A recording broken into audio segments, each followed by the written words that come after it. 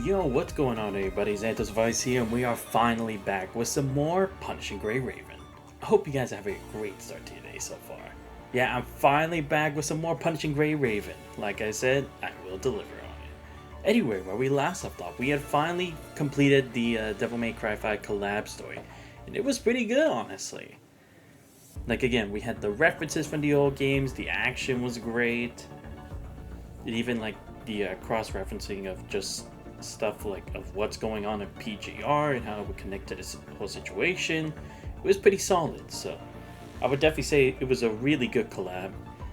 Still kind of just grinding for black cards in order to try to get the what's it called? Try to get the cubs. Because I mean, to be fair, I could go for weapons and go for those kind of sets, but I feel like trying to get the Neverworld arms are kind of a more plausible way of doing it, considering it's like when you look at how many you get now, you don't really get a lot of black cards now. Because before the collab, you got so many from doing your weeklies in or not the simulated siege, but from what was it called? Let me see what these two modes are. Oh yeah, Warzone and PPC. Those you got a good amount from, at least before the collab. But since the collab, you barely get any. Or maybe barely get any is a bit of an exaggeration, but you don't get as much as you did before. And the same for when you just do your dailies. I notice it's even harder to get it. And again, it's like maybe it could be like partner marketing strategy, so then you go to the top up and try to get the supply packs and whatnot. But I don't know, I just feel like because this is a collab, and since there is a date on it as well, unlike for the fake collab with HSR, I feel like either they have to extend the deadline for the characters and their equips and such, so you still have time to get them, or unless you had already saved up and not summoned anything like much before, then you just have to like go in and spend for this. I don't know, that's just what I'm kind of seeing from this, and that it's not like I would say it's disappointing, but it's just a bit of a shame, you know, because it just makes it a lot harder to get either of these two. But then again, it's like for those with new accounts just trying to get these two specific characters compared to like the ones in PGR that would just cycle over and over again, I guess I can kind of see the reasoning why, but it just kind of sucks, you know, because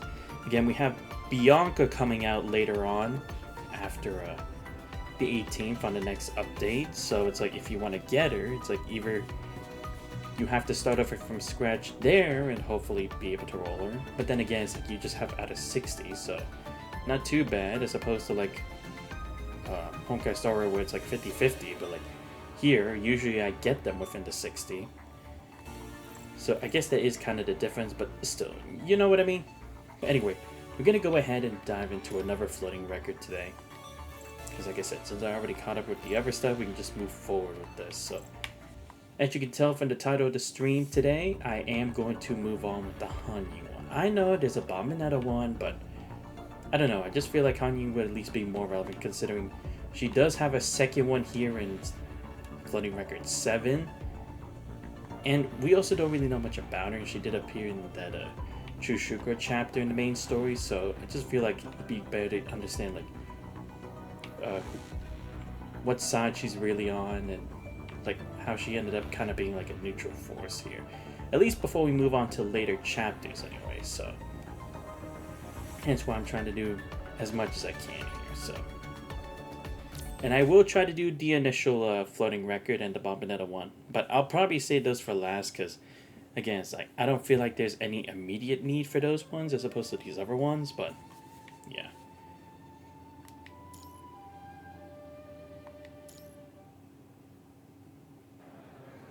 You're in the midst of teeming crown, the drumstick and dual clappers in the storyteller's hands stand out with startling clarity. Would you like a cup of tea? It's against a gray tile wall. The stall beckons with its warmly lit lantern. The light, a blend of soft yellow and vibrant red, illuminates a big word written on it: tea. In the vibrant tapestry of a night market during the season, it's wise to savor the tea last. It serves as a refreshing finale, cleansing a stuffed stomach, and ensuring that one does not carry a lingering aroma of market food upon returning home. The stall waiter does not wallow in rejection. Steady swiftly redirects his energy, darting toward the other pedestrians meandering by. Grabs over to eat, hawthorn berries as snacks.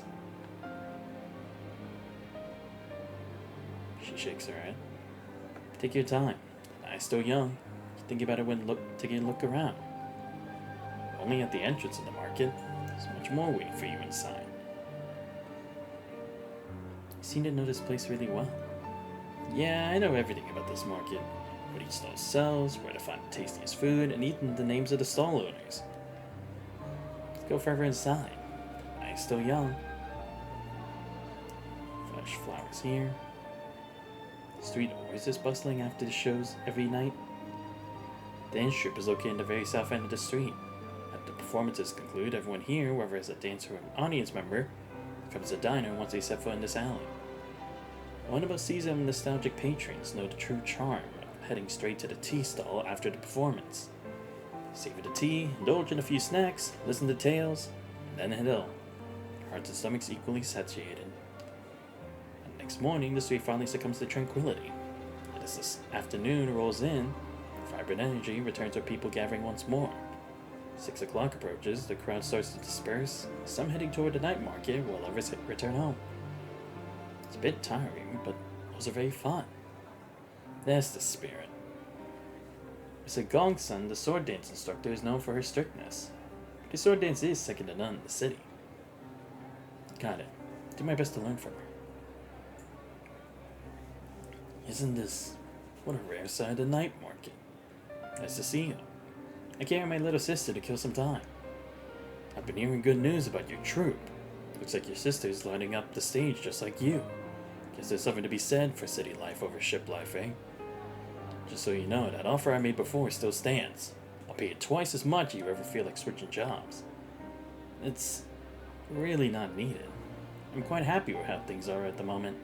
We do appreciate your generous offer. Thank you. The tall man manages a laugh, pipe cradle in his hand. Gestures towards the interior of his stall, prompting a waiter to swiftly emerge. Pack of delicacies in hand. Here, I got some appetizers from Six Hearts and dim sum from Patiently. Take them back home. Or if a kid going hungry at this age, eh? Plan on staying at the night market a bit longer, aren't you? These would also make a nice breakfast for tomorrow morning. You can't take them for free. Don't be shy now. Take these. It didn't set me back much. It's okay, but don't forget. Isn't she a sweetheart? Alright, I won't keep you two any longer. Got more prep to do. It's a bustling night in town. He gives a wave, sizable belly nudging the greenish-gray curtain in front of him. It disappears in the stall right after.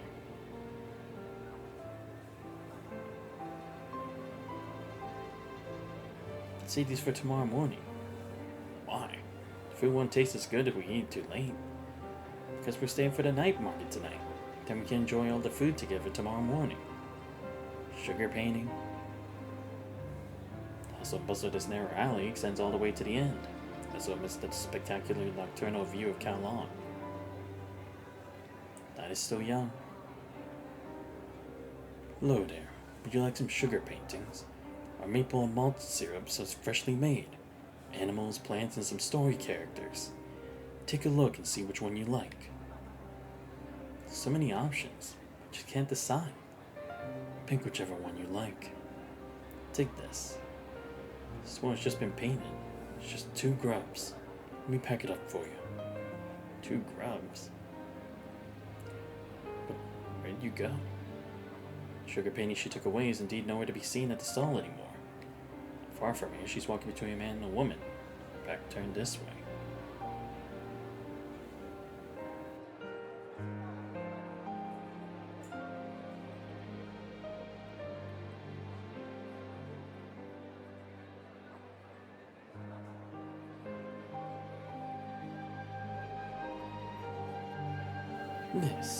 Is this yours?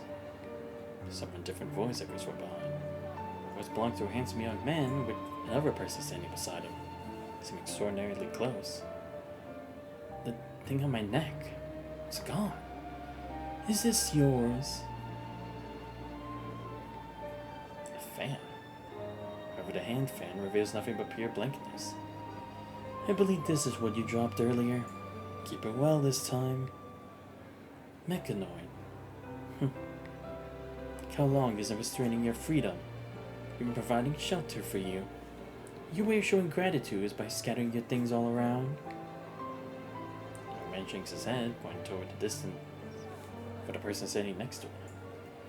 Waju, let's go. There's more over there that you haven't seen. Waju. Picking next to the young man follows him away.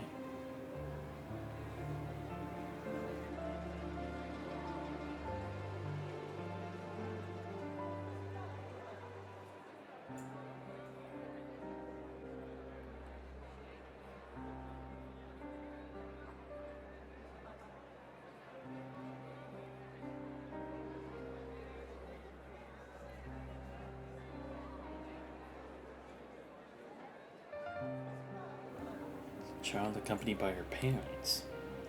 Go join them. That must feel very happy living with your own parents like this.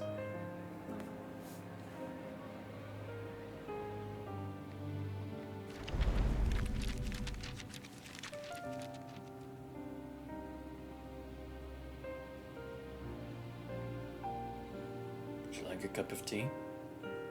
As against the grey tile wall, the stall beckons with its warmly lit lantern. Grab something to eat. Hawthorn berries or snacks? Hawthorn berries are those sweet and sour fruits, right? I'll have some. So they're put together on a bamboo skewer like this, huh? Let's see. Want to try some? Question never heard. Try some. Want to try some? Girl picks a tungaloo from a dessert stand next to the tea stall and eagerly takes a bite. What a bizarrely sour taste. Definitely one of the top 3 sourest sweets I've ever had. Wait, this never happened before. We never buy tungaloo here. Get a bag of food, grab some night snacks, and then buy a sugar painting with 2 grubs. But it's not bad to have something sour once in a while. You'll never know unless you give it a try. Or does your friend prefer something sweet? Friend? Right, your friend. Because you seem to have been waiting for someone. Nanami too once waited for her friends in a place like this so far away. They couldn't even reach her. I felt very lonely. So when I saw you, I couldn't resist coming over to talk to you. I should have told you this earlier. Please don't be mad at Nanami. It's okay. Lonely? Or to say, real? Where did the real feeling come from? Nanami. Is that your name? Bingo! Nanami is Nanami. What's your name? My name? You're just a tool, and the simulated AI right now is just a test. You don't need a name. Don't need a name? But you can't live without a name. Can't live without a name? That's your name. Belongs to you. No one else. My name? Name like Nanami. Nanami, did you find your friends? Well, since they couldn't come over, Nanami drove a huge robot and went to look for them. No, it's not real. Warm sensation emanates from the tips of fingers. The gray-haired girl holds my hand. Is there real? What is real? Find her.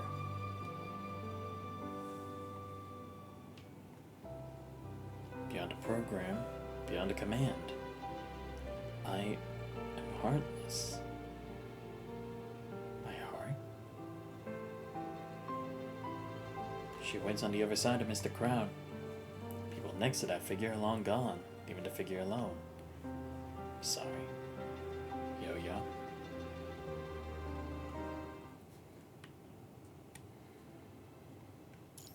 Wait, this doesn't even count as one? Really? Huh, usually it does. Or maybe that's just like star. Oh no, yeah, that's stars. What am I talking about? That's different. I have no idea how long this is gonna be.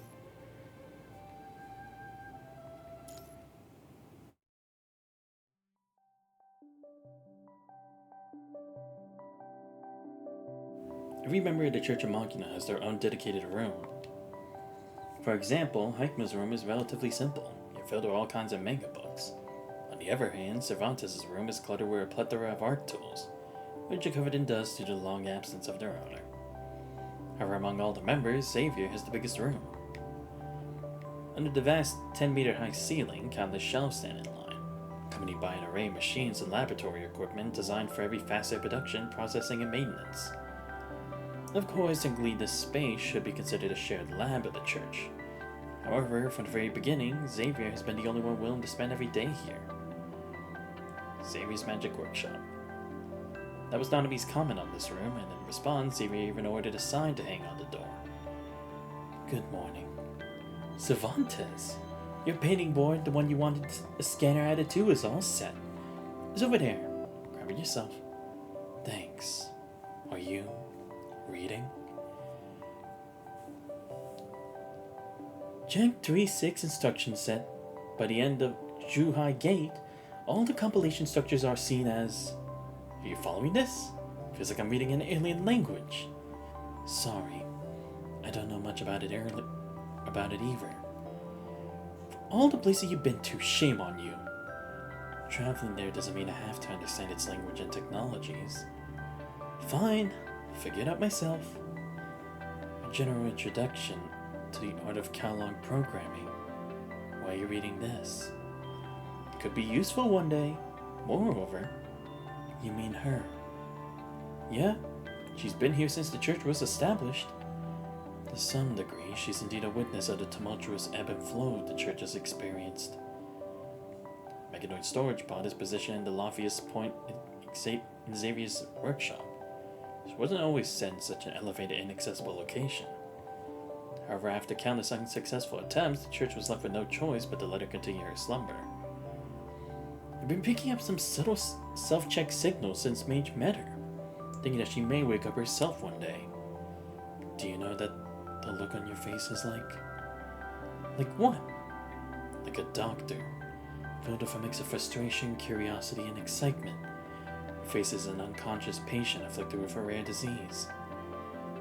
No one's ever described my facial expression that way. I won't keep a note of it. But has she talked like this before? Talk? It's the storage pod at the highest place, right? Listen carefully. It's the first we detected such an activity signal, and the coding system is compatible with ours. This should be her voice. Move the ladder over. I need to check the indexes. Power up quickly. Wait, don't touch anything. I'll handle this. You go find someone to help move her down. Okay.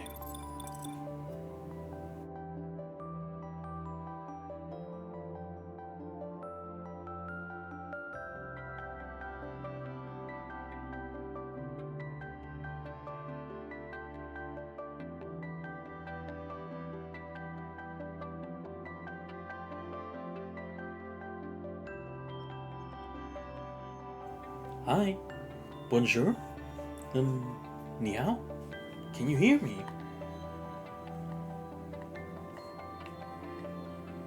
With his mechanical arms, Xavier gently passed the translucent glass pod, long blanket in a thick layer of dust. The mechanoid in the pod can only make a futile attempt to open her mouth, as if she's forgotten how to speak and cannot produce any sound. The language system hasn't been fully activated. Let me see. How about this? I'm linking your memory shell signal to our self-compiling system. This way we can communicate without needing a language or sound system. Give it another try. Yo-yo. Who are you? Where am I? Good! Awesome! Sage did awaken you. My name's Xavier. We're at the Church of Machina. What's the Church of Machina? It's never dream? Dream? Is the environmental perception not completed yet? Need to give some parameters another tweak. My name is not Yo-Yo. I'm Xavier. Why do I feel something's off with the cognitive module as well? Hey Xavier, what are you doing up there? cluttered workshop becomes even more crowded with the sudden arrival of several mechanoids. Cervantes is forced to compact himself to make room for the bulky Devon chariot. Compared to the bulk of Trailblazer and Spooner, Cervantes boasts a much more slender body. Meanwhile, inside the workshop, Xavier is up on an almost 8-meter high ladder, carefully inspecting the topmost level of the shelf. I could only find Spooner and Blaze, so I asked them to accompany me. Arcana's on the way here and should arrive shortly. Zero and Emperor are currently not in the church. Xavier, it's getting too cramped in here. Can we talk in the hall? My hat. Blaze, could you tuck your rear wings in? Sorry, Cervantes. Cervantes retrieves his hat, which is knocked up by Trailblazer, and firmly presses it back into his head to prevent it from being dislodged again. I heard from Cervantes that a new member woke up. Sorry, Xavier. I didn't mean to do that. Conscious of the limited space, Spooner tries to reposition himself at a more accommodating angle, where the sound of a device shattering underfoot interrupts his maneuver. Forget about it. You two arrived just in time. Come and give me a hand. Bring that down. All my maintenance tools are on the floor, and I can't get them up there. Need to do another check on her. Right here? I'm not sure we'll have enough space if we bring that down. It should be just enough, I think. Is she the member who Gear brought back a long time ago? That's right. Thanks to the revelation of Sage, she finally woke up. And, of course, thanks to a new member. Trailblazer suddenly raises his voice and leaps into the air with excitement. And as the expected result, the gust of air from his engine once again sends Cervantes' hat tumbling to the ground. Why did you get so worked up? Of course I would get worked up. Just think about it. How long has it been since we last had a new member join us? It's a great thing worth celebrating. Be careful, that's made of glass. Spooner, hurry up and help him. Blaze isn't cut out for delicate work. Then, sorry about this. Despite Spooner's best efforts to tread carefully, the sound of shattering devices still echoes around the room with each step. To Xavier, these appear to be trivial matters unworthy of his attention, as he seems to be just as excited as Trailblazer. As the dull thud of the glass pod touching down on the ground continues to resonate in the room, Xavier eagerly wipes the small window with a towel. Human. Don't talk nonsense, Blaze. This outfit. Kowloon? You've been to Kowloon? No, I haven't. I just heard some stories about that place. Hey, can you see us? Xavier waves his hand toward her, and through the hazy glass, he sees her eyes and lips quivering. No sound comes from her. It seems the visual module is working fine. The vocal module still loading. For a Kowloon product like this, I might need to do some further tweaking on its interface protocol to enhance compatibility. Xavier pulls a few cables from the countless piles scattered on the floor, connecting them to her pod. Then walks away, heading toward the shelves at the back, muttering something under his breath. Hey, Xavier. Need to find something. Remember that Gear brought some replacement parts with her. About this lady. Why have I never heard of her? Xavier should have mentioned to you about a comrade who's been unable to wake up. Huh? Has he? You have to stop drinking engine oil or you lose all your memory data. I didn't learn about her from Xavier. From Arcana and Sage. A few days ago, when Sage returned for resupply, both Arcana and Sage approached Xavier. They were discussing something about Sage checking on a comrade who had been asleep for a long time. I just happened to be passing by on that day. She's one of the first comrades that Gear brought back. Despite all our attempts, we couldn't wake her up. Having said that, Cervantes shifts his gaze away from the storage pod on the ground and lets out a quiet sigh. Good work, everyone. Xavier, you did well. Xavier emerges from the depths of the shelves. He carries a large wooden crane in his hands. At the same time, Arcana walks into the workshop. Thanks to Sage's guidance, you've finally awakened. Time has not managed to dust her soul. Arcana gently places her hand on the bond, gaze focused on the figure within, seemingly oblivious to the dust that dances in the air around her. The indices are improving, and the vocal module has also completed loading. Going to open the pod, alright? Do we need to move away? Absolutely not. Do you think this is some retro sci-fi flick where mist comes pouring out the moment the hatch opens up? Please. We've been using high-tech protective gases since, like, forever. Xavier. All set. Xavier suddenly adopts an overly dramatic expression. And with a thrill that exceeds anyone else's, he eagerly presses the button. As the glass hatch gradually opens, her suspended time begins to flow once more. She finds herself surrounded by mechanoids of various shapes and forms. A spectacle that would never be witnessed on a nighter. Welcome. Kenna's smile is as warm as ever, radiating a heartfelt welcome to the awakening comrade. May I know your name? Name? And that'll be your name, miss. Belongs to you and no one else.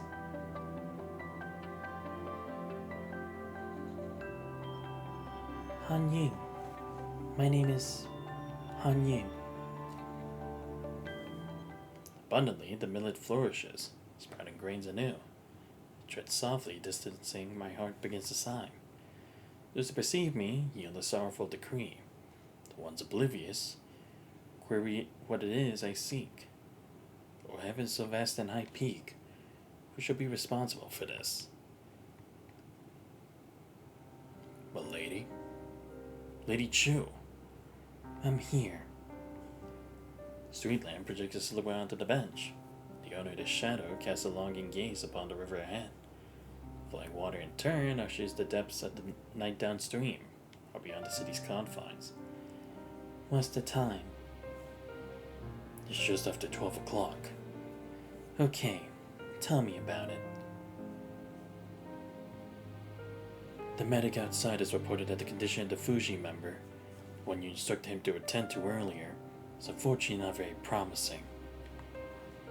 He's concerned about things getting rushed and potentially incurring your disapproval, so he opts to relay the message ahead of time. Bai Gui, what do you know what is this place? I've heard about it from the Suwani scholars. This place is the birthplace of the city of Kowloon. From here, Kowloon was built, piece by piece, extending all the way to the ocean along the river. Sheriff Chu's intentions by Gui still responds to her question, maintaining a respectful posture with his head bowed. The Suwani scholars. Only the heavens knows how many times they perused the mounting piles of records and journals in the archives. For the erudite, delving into history is an obligatory path. Inscribing history is their glorified noble calling.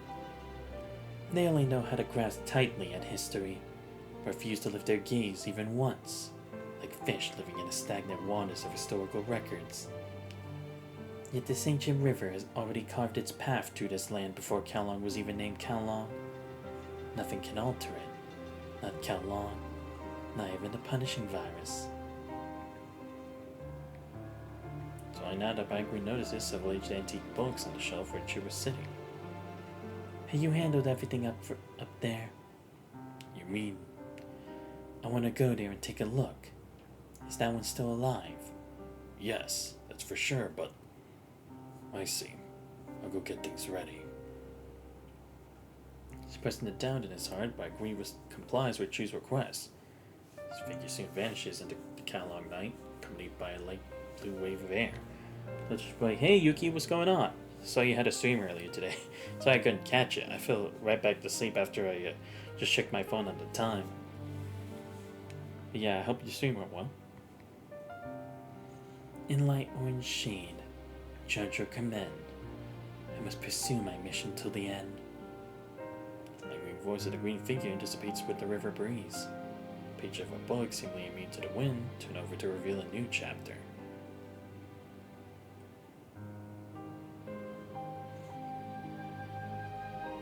One step, 2 steps, losing balance to regaining balance. The rule of Kowloon is not permitted to lose her composure. Every sense, every receptor within her is echoing loudly, transmitting a signal labeled real to her mind. Everything can't be more familiar, yet every time she returns here, she feels as though she's losing control of her own body. Same goes for the city. Following that battle, all members of the Kalong crew retreated back to the observatory within Kalong, severing nearly all connections with the outside world. The remaining Kalong crew members, who are still stationed in the city and have yet to enter Tabula Akasha, consist of a few Fuji members, responsible for maintenance, and a handful of medics. In total, their number is just a few dozen. For them, Kalong and Tabula Akasha mean everything in their life. Lady Chu,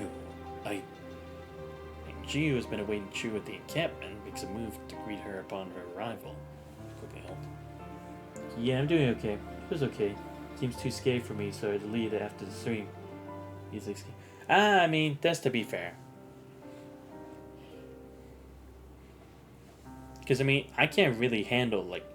I mean, sure, I watch anime that has, like, some gore every now and then, but if you ask me to, like, play a scary game, I probably wouldn't really do it. Just because, also, I don't really have the best of nerves either, so... Not alone on that. But I mean, that won't keep me away from other games like Bayonetta or DMC and stuff like that. But yeah, I can never probably see myself doing like a series on scary stories or anything. There's no need. Yuji's starting to slightly hunch back, attempting to conceal the signs of his aging posture. Aging? Inevitable fate that every Kalong member or Kalong crew member stationed within the city must eventually face. Even though the Fuji crew have adapted mainstream construct technology from the outside world after the Battle of Kalong, the ancient physical condition are no longer conducive to any construct reconstruction.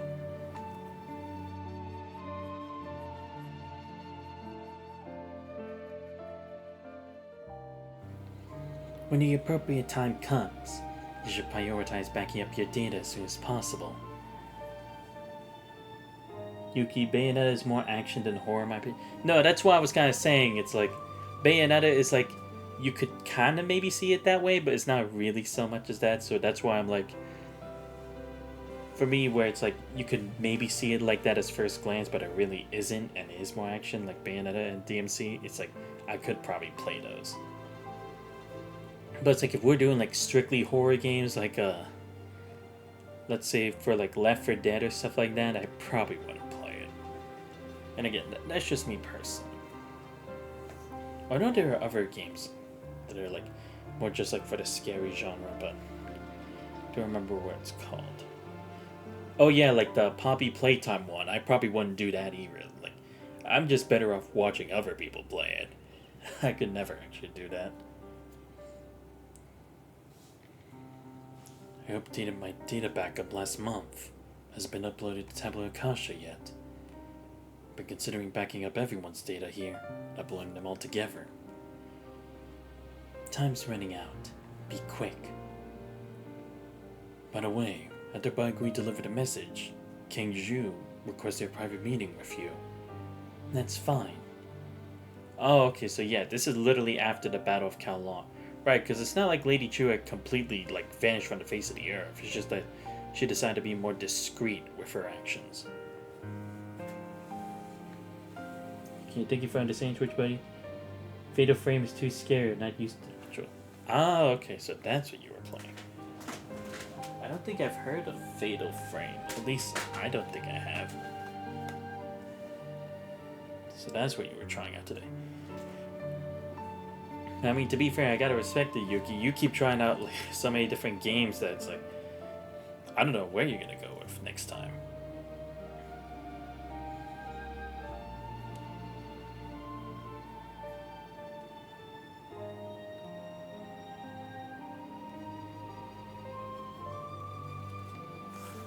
You push the open door, which hasn't fully closed to begin with. First, a Fuji member noticed King Zhu quietly lying in bed. Zhu, how are you? Full surprising? Yeah, I mean, you really are. Because like I say, it's like, I usually stick to a lot of the JRPGs and just like gacha games, but I just go for like different ones in that genre.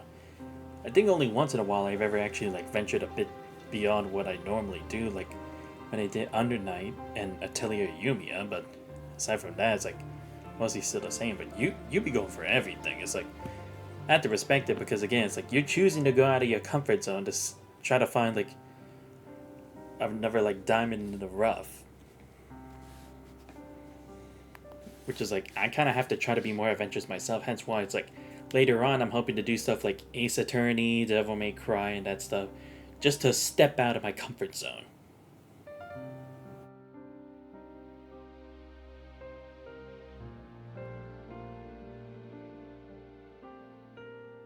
Still alive, but only have a few days left. It's likely due to multiple organ failure. I should have a detailed diagnosis. Knowing that my death is imminent is enough for me. I don't wish to delve into the specifics of how I will die. You still have the choice not to die. Tabula Akasha. Death is death. I have no desire to resist it and become some cyborg ghost. I've lived long enough. This is your choice, but still, my promise will always stand. Speaking of promises, if it wasn't for the promise you made, perhaps I wouldn't have lived long enough to even have this choice. Let the past be the past, King Zhu. Don't call me King Zhu. My name is always Richard. You still consider yourself a member of the Cradle to this day. Perhaps on the day when Villiers destroyed the organization, the Cradle had already died. But the real Cradle that lives in my heart has never ceased to exist. The pursuit of freedom and technology and information and the creation of a new world has always remained constant in my mind. So for me, it's the real Cradle. That's a good idea, but look what you'd be great to. Yeah, because again, it's like, don't get me wrong, it's like, there are probably people who are at least coming to see me test all these like other JRPG stuff, like when I did Persona 3 Reload and Metaphor ReFantazio and stuff, but like I said, I always gotta switch things up. I can't just be too predictable or just stay on just the one subject only. Because again, it's like, there may be other games that I didn't think would entertain me as much until I actually give it a shot. Because I loved Under Night, I made it a series, and I'll probably like have some scenes where I come back to it just for fun. Same with Melty Blood type Lumina. Hence why I still have to do one for Witch of the Holy Night and the Tsukihime remake, but I'll try to figure that out on my side. But not everyone in that organization shares the same beliefs as you do. That's why the Cradle was corrupted by Yin, became involved in the assassination attempt against us. Yes, perhaps the code that invaded the Musashi at the time also contained a piece of mind that was left in the Cradle. You were taken in by Villiers before that. Richard, your dream died the moment you joined the Chao Feng crew, later became a member of Fuji. You're right. If I were the person I was at the very beginning, I never allowed you to take me in, nor would I have delivered a message about the revenge to the Nighter. Even though I'm working for KCC nowadays, I'm still acting based on my own visions and beliefs. Villiers indeed destroyed our organization, and for this he praised himself for the price of retribution. All I did was offer a gentle warning. Their eyes were blinded by hatred. Failure was inevitable. So what now? You want to execute me for treason? The old Fuji member taunts Chu with a mocking tone, as if he were still the youthful man he was decades ago. That's the Beyond Crew's job. I don't think they would agree to give a death sentence to someone who is on the verge of dying. A death sentence is actually not bad, don't you think? Better than dying this way, at least. Who said that, Richard retrieves a terminal for the cabinet beside him and hands it to Chu. What's this? Everything about the Cradle is stored here, past and present, including the assassination targeting Villiers on the Nighter, as well as the whereabouts of those involved. Should I doubt its authenticity? You should doubt its exclusiveness. You should be glad that Beyond didn't come with me. Like I said before, I don't fear death. Everything I once loved has vanished with the passage of time. There's nothing left for me to fear now. After these many years, I've only realized one thing. Time channels all possibilities towards the same endpoint, though some prefer to attribute this to fate. Everyone has their own endpoint. It's all the same.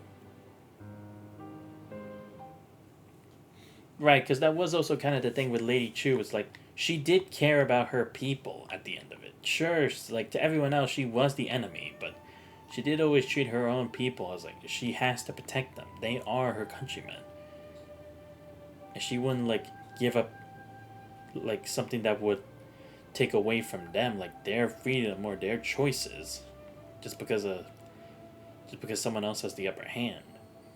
So seeing that she actually gives people the choice as to being part of Tabula Akasha, not just automatically forcing them to, is again showing one of her better sides.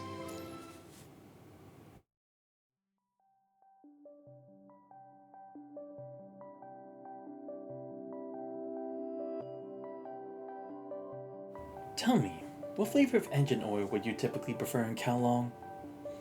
Engine oil? No, we usually don't drink that. It's either some other drinks or tea. I see. Lift your left hand. Tea? What tea? A drink obtained by soaking planted leaves in water. Of course I know what tea is. What kind of flavor? You see, I don't have a taste module. Speaking of the devil, I should get one someday. It starts out with a bitter flavor, gradually giving way to a subtle, sweet undertone. Alright, heard you guys have 4 ways to write the simulation state machine. Is that true? A simulation state machine is... It's a thing used to adjust the simulation level by judging the external states. Said Xavier even taps his head with a wrench he's holding, creating a resonating clank. Every high simulation design like you has one, stored right here. Sorry, I don't know much about this field. Wait, this kind of component can be replaced by a cheaper one, right? I think it has an extension hub. How about giving Mr. Handy a shot? Sure, it's a bit aged, but it does the job just fine. Now, it might not rival the quality of the original Kowloon piece, but its versatility makes it a solid choice. With his makeshift work arm, Xavier hoists another multi-purpose mechanical arm, presenting it to Hanying. Even as he showcases his latest creation to Hanying, Xavier never lets his ongoing work miss a beat. This is the famous Mr. Handy. What do you think? Want to give it a try? Just as Xavier finishes his sentence, the mechanical arm suspended in the air abruptly extends, morphing into 5 distinct firearms. It's capable of unleashing rapid thermal ion shocks and deploying positronic acceleration cannons. It's very cool indeed, but I don't think it suits me. Not your style. No worries. Remember, if you ever have a change of heart, you're always welcome back. Okay. Those initial days, her desperation to return to Kowloon was so acute that she was contemplating embarking on a journey even before the completion of the repairs to her damaged frame. Strikingly, for a moment, she grappled with the notion that she was in the company of mechanoids possessing a hardened soul. She even questioned whether she was still ensnared in a dream. But when Arcana managed to soothe her frayed nerves and filled her in about Sage Machina, the gray-haired girl she met in her dream, found herself with no alternative but to accept the reality. Xavier, too, concurred that considering the state of her frame at the time, there was a high probability that Hanying would not even make it halfway through her return journey before being irreversibly scrapped due to catastrophic malfunction. And the Church of Machina would never let such a fate befall any comrade that it has taken under its wing. Damn it, another instruction set full of Kowloon characters. I don't have much Kowloon mechanoid data. But this will not stop the omnipotent Xavier. You may cast doubt upon any tale in the world, but casting doubt upon Xavier? That's certainly not an option. Xavier, in a characteristic quirk, scratches non-existent chin, all the while wearing an unusually excited expression on his features. Completed. Like this, I ended up using all the parts that came from Kowloon with you. Now, you're running way better than your original frame. Thank you, Xavier. I don't know how to express my gratitude to you. You and everyone else in the church have helped me a lot during these days. Hey, no sweat. I'll be a comrade out, it's just part of the gig. I mean, come on, I'm Xavier. Were these replacement parts sent along with me? Yep, the box is still over there. Following the line of Xavier's pointed finger, this sits an old wooden crate, clearly out of place in the workshop, not far from the maintenance bench. Oh, I almost forgot. This should be yours too, but Gear brought it back separately.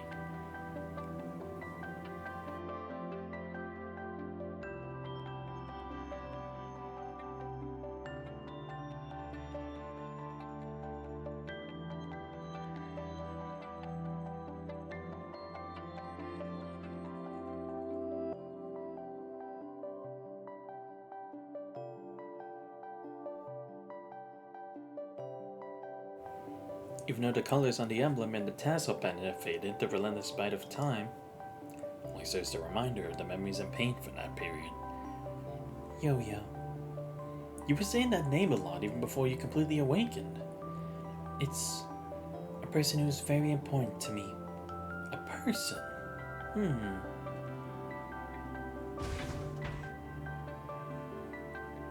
Suddenly the workshop doors flung open.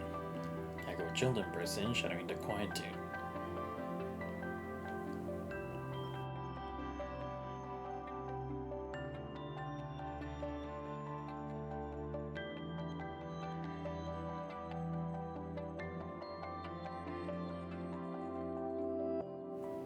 Children swarmed the workshop in an instant, their chatter filling the room as they enthusiastically gather around Xavier and Hanyu.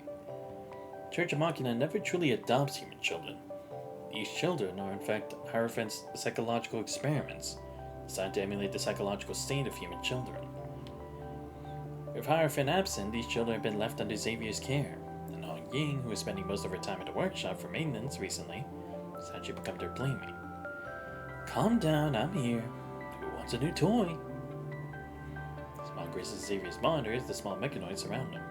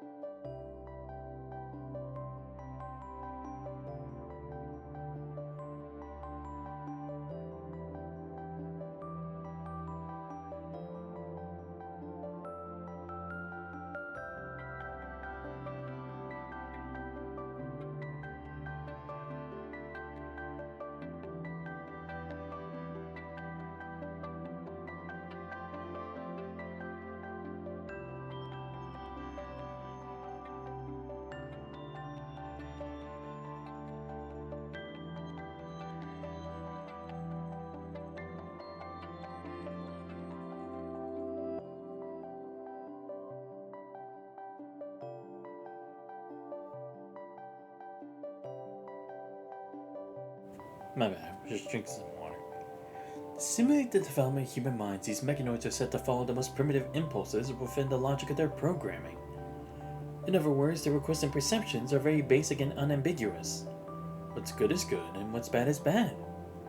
Hierophant wants to replicate the development of human minds through this kind of simulation experiment. Can human hearts be simulated? That's what the guy said, and I'm just lending him a hand. Wait, does Hierophant think of me as his omnipotent babysitting mechanoid? Oh, stop! You make any more noise, I'll have Miss Heikman here teach you math.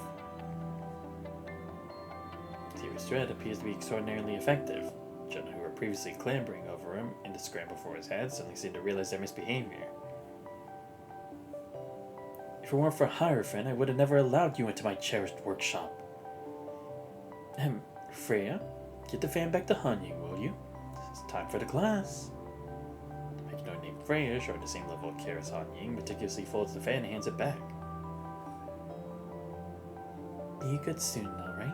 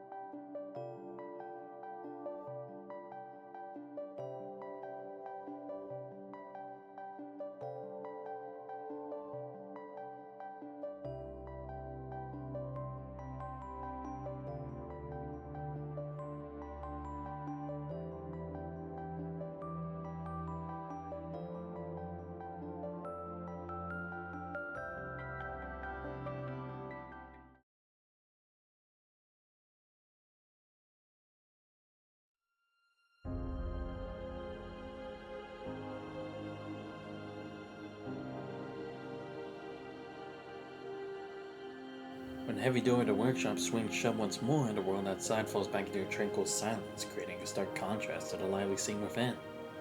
David's workshop is located on the second floor. From the hallway leading to the workshop's entrance, one can gaze upon the commanding and somewhat ominous structure known as the Great Tower, in the middle of the hall. Despite bearing the name of a tower, the structure is actually an intricate amalgamation of numerous towers, each varying in size and stature. The closer they are to the core of the edifice, the loftier these towers rise.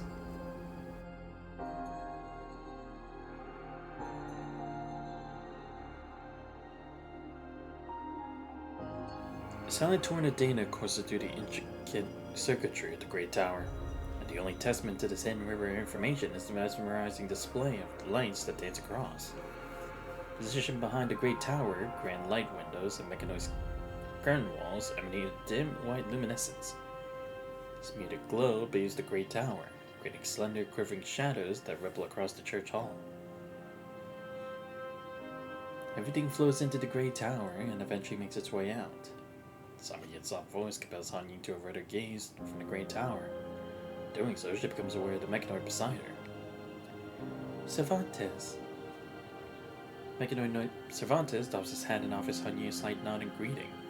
An unexpected display of politeness momentarily shocks her, but she quickly recovers and responds in kind with a courteous gesture.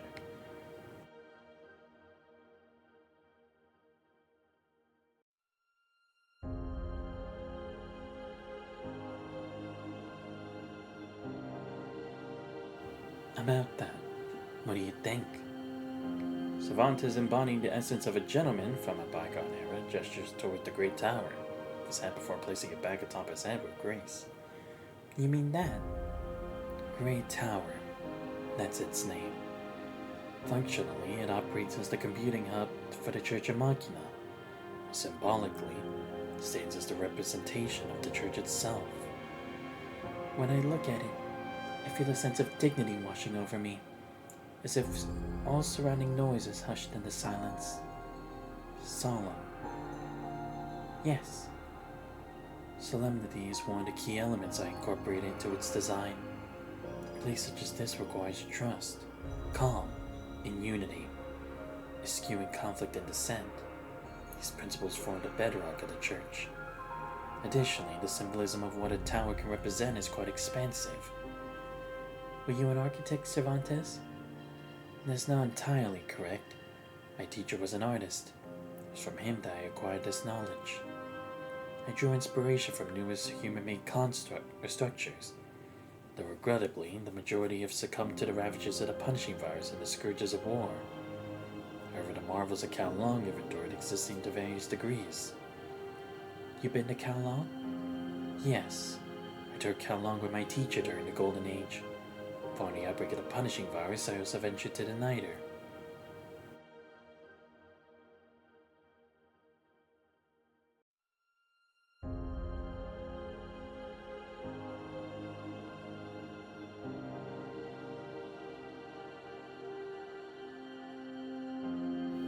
You went to the Niter too? Did you see a child there? No, a construct? She stands at this height, her hair gathered in a side ponytail draped in a small cape. A cape that should be white. You sifts through her memory data on the final impression of Yo-Yo. The figure embraced her for the last time amidst the blazing lights. She wonders how Yo-Yo's doing now. I only stay on the Niter for a brief period of time, and you should know that the environment was not welcoming to outsiders. Furthermore, I must admit that I did not encounter the construct you mentioned. I'm sorry.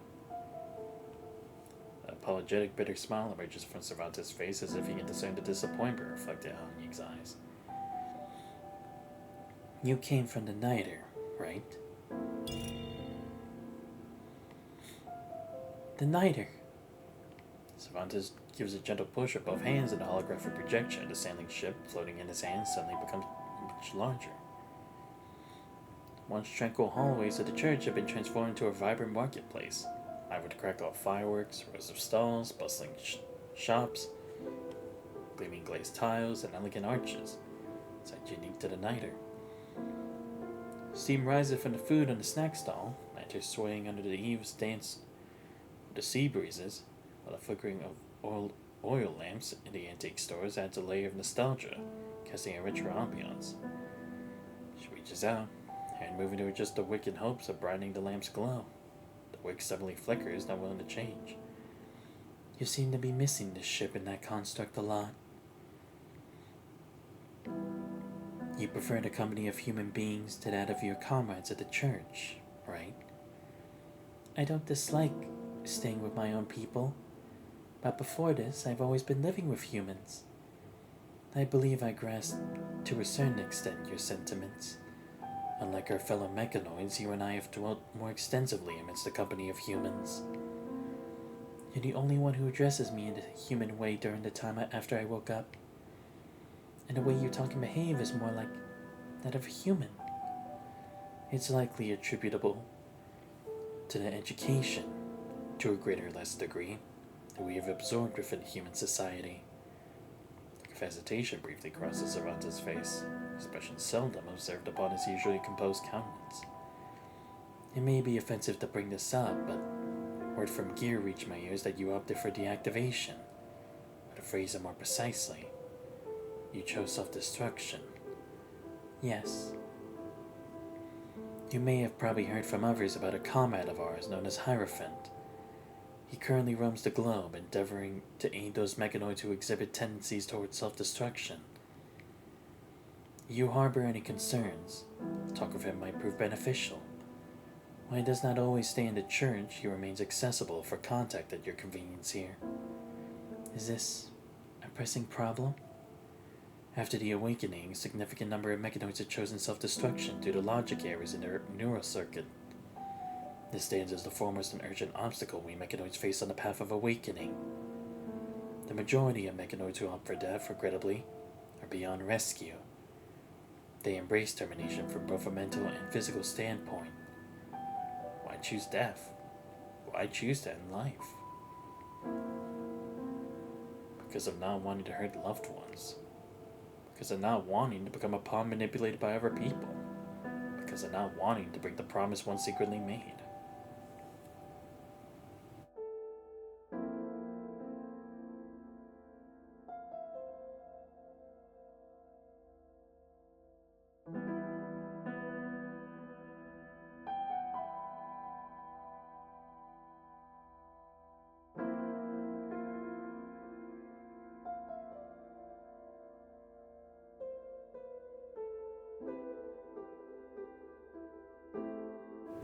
No, it's different. I didn't want to simply go for self-destruction. There are other reasons. Because I have someone I must protect. I refuse to be under someone else's control and cause harm to her. Nor am I willing to be used as a puppet or tool by others. Generally speaking, that act is often referred to as sacrifice rather than self-destruction. You opted for sacrifice, not in self-interest, for the sake of a human. Such a decision is exceedingly uncommon among mechanoids. In other words, this is something only a human with a heart and soul can truly comprehend. Savanta gets a quick wave, and with that simple motion, the Nida's projection vanishes, probably exposing the stark and somber corridor before Hanyu. My apologies for delving into such discomforting matters, maybe due to the lack of meaningful conversation I've had since my return to the church. No worries at all. I'm glad to have had the chance to catch a glimpse of the Nider as it used to be, especially after being away from Kowloon for so long. Speaking of which, it's been days since you woke up. What's your take on this place so far? Everyone has been very welcoming to me. They've also helped me out a lot. And it's the first time I've actually seen so many mechanoids with a heart, or as you might say, awakened mechanoids. Before this, it was all just rumors to me. When Sage left the church, she mentioned that you had already started to awaken, or in other words, you had begun to grow a heart even before you went into your slumber. In the annals of the Church of Machina, the act of sacrifice for humanity's benefit is an extraordinary event.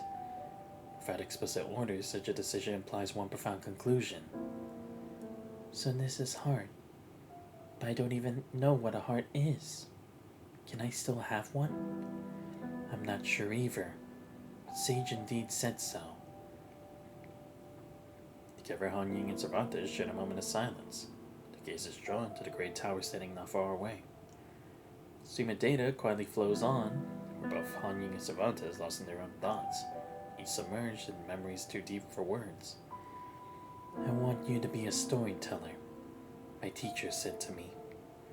Ever since then, I've endeavored to craft my own story, just as he asked.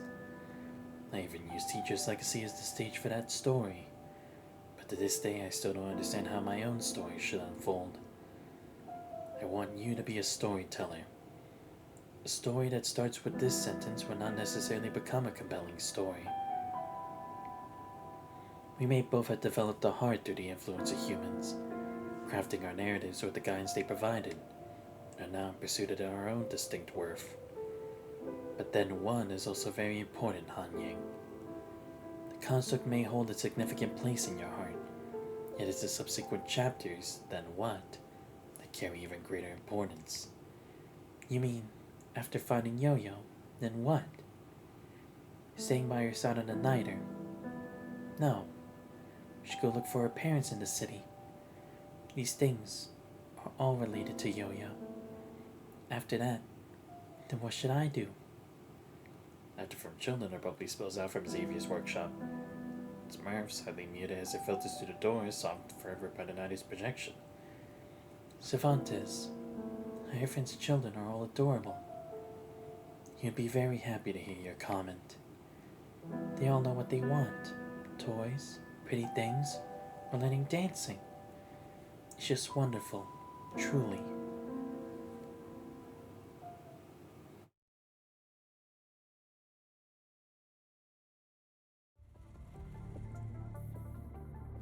Enveloped in the luminescence of the great tower, the church once again assembles within the hall. It's been a while since the church was this lively and bustling. Should we take a picture together now that Blaze is back as well? Xavier. Alright. I'm just trying to uplift the spirits here. We are gathered here to welcome yet another family member. Awakened from your slumber by Sage, the mechanoid from Kowloon. Are you prepared to join our cause? Arcana extends a card made of coated paper toward Han Ying, the card face not yet revealed. The light, a blend of rays from the great tower in the window, cascades onto the card, causing it to shimmer with a mosaic of orange and yellow reflections. Upon accepting the card, she'll be recognized by the church and henceforth be known as a comrade among its members. Xavier bears the semblance of the wise magician. Trailblazer taking up the mantle of the valiant chariot. Cervantes dedicates all his efforts to the Tower of Unity. Like them, upon receiving this card, she too shall be bestowed with a new name. Maybe this will mark the beginning of her then what journey. The light reflected by the card casts a warm glow, a stark contrast to the cool, frigid blue that envelops the hall. Based on the discernment of event logic gates and the reasoning within her logical circuit, she finds no cause to decline Arcana's offer. But another voice whispers in her memory shell. Just as the name comes with meaning of responsibility, she is yet to complete her responsibilities as Han Ying. My apologies, but I am not ready yet. I understand that you must feel disappointed. After all, I have yet to repay you for all the kindness you have shown me. But I cannot accept your invitation just yet, for I have unfinished business in Kowloon. You are not the first to reject our invitation right away, and I suppose you have your reasons. But please keep in mind that mechanoids will never be the same as humans.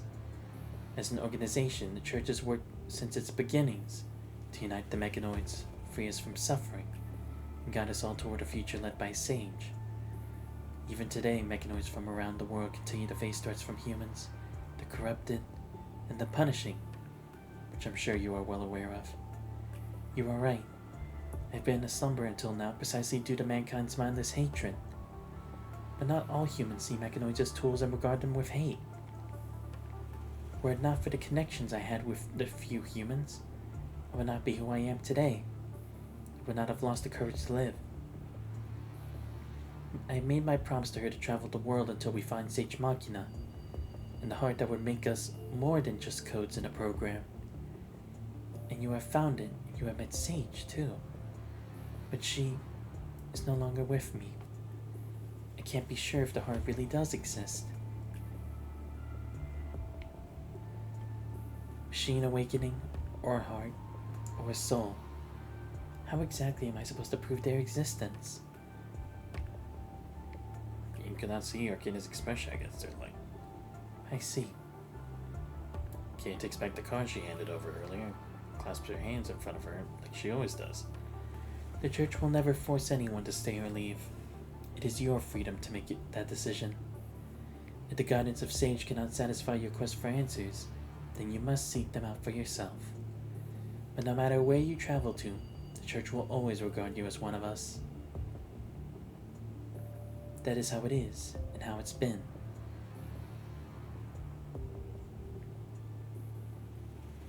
Please take care of yourself, Hanyu. You still know very little about Kowloon. The road to Kowloon is a long one. Trailblazer, could you escort Hanyu?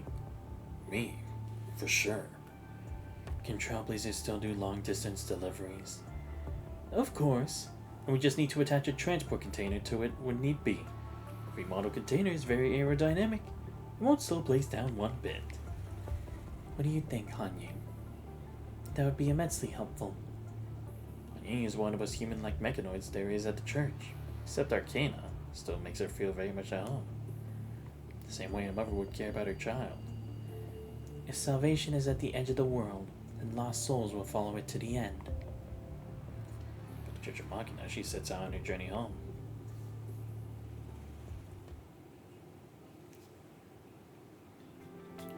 Can't believe Arcana agreed to it so quickly. That's Arcana for you. It's for the best, after all. Hanyu only said that she couldn't stay at the church for now.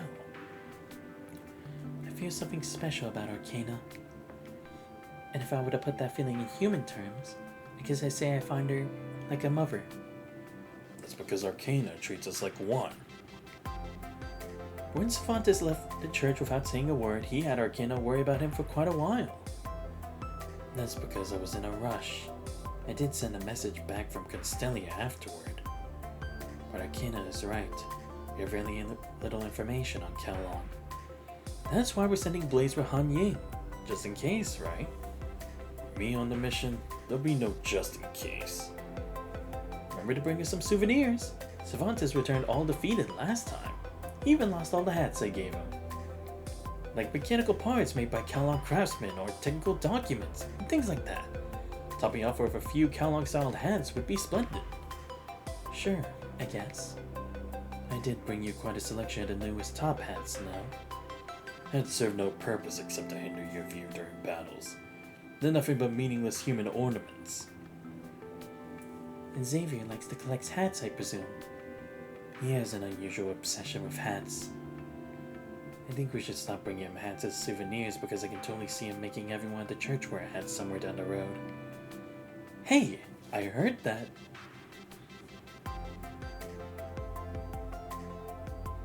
I'm treading on thin ice. You need to hide yourself. Not formalities when dealing with humans. No need to think twice before speaking.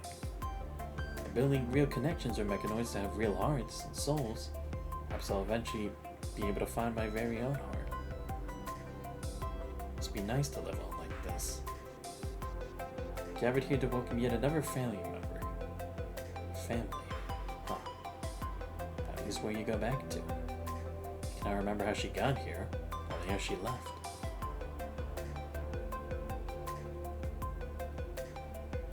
What do you think, Blaze? Is it too heavy? The hinge setup is a bit complicated, but it's safer this way. Everything looks good. There'll be an extra 17% energy expenditure with the cargo weight, but that's still within acceptable range. Well, just step inside like this. This wasn't made to ship humans, was it? Of course not. The church has never had to ship humans. It was modified from a cargo container. Naturally, it won't be quite as comfortable, but don't worry. I'm on an AC system in there. That will do. I consider myself lucky to have gotten a ride at all. I have both of you to thank for this, Xavier and Mr. Trailblazer. Sounds a bit odd.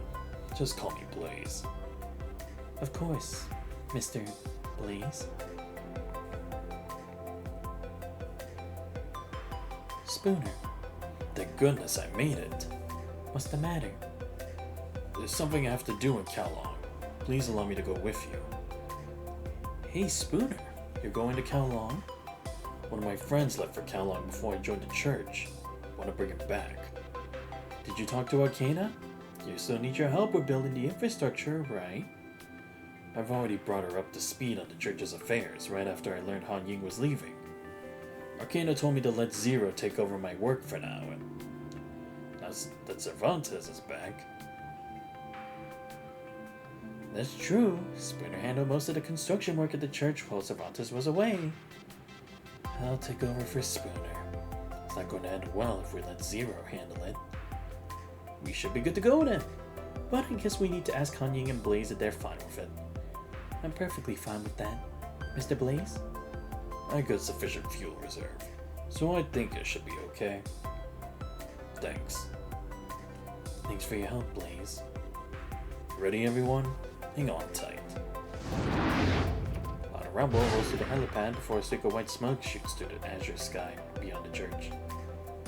May you find the meaning you've been searching for in the conscious world, Han Ying.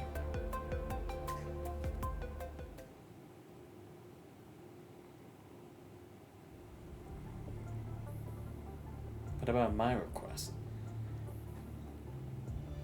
You are free to do as you please, as long as it follows the route. Sure. You might just see justice back at the church if anything goes south. I can totally see Hierophant interested in these things. Remember, there are no secrets at the Church of Machina.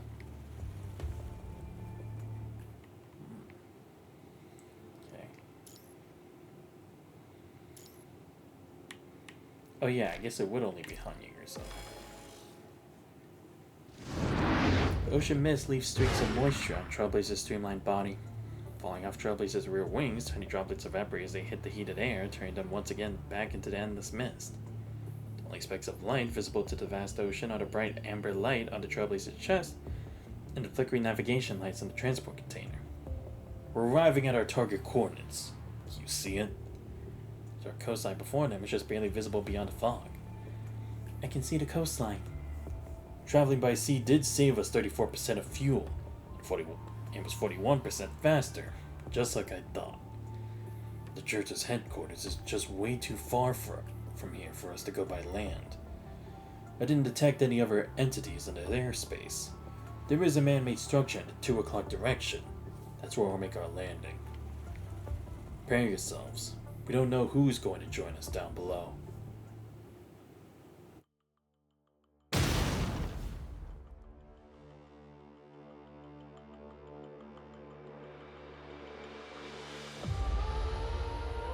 With the heated air streams gradually dissipating behind Trailblazer's engines, they have landed on familiar soil. For Han Ying, this land of blue glazed tiles and engraved bricks only exists in her dreams. This is it.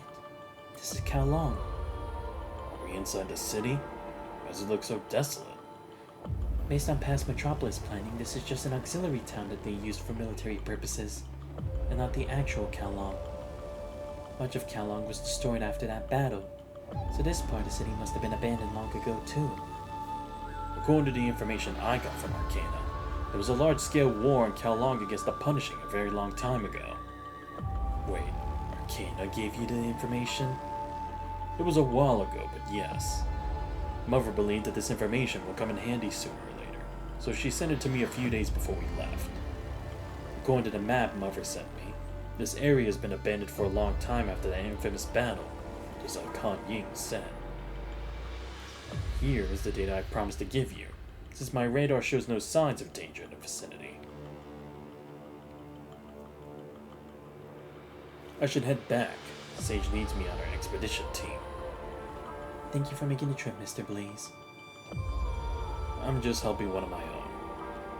By the way, Mr. Blaze, could you give my thanks to Sage? I'll personally thank her again if I ever get to see her again.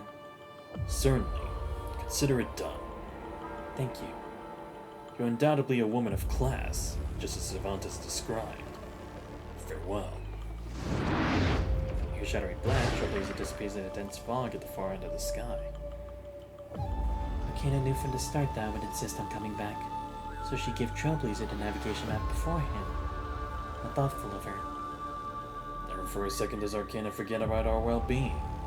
She may not make her plans known, but she never fails to make the best arrangements for all of us at the church. It seems like Arcana has already accepted you into this big family. I wonder what title Arcana will assign you. Like how she's assigned Chariot the Trailblazer.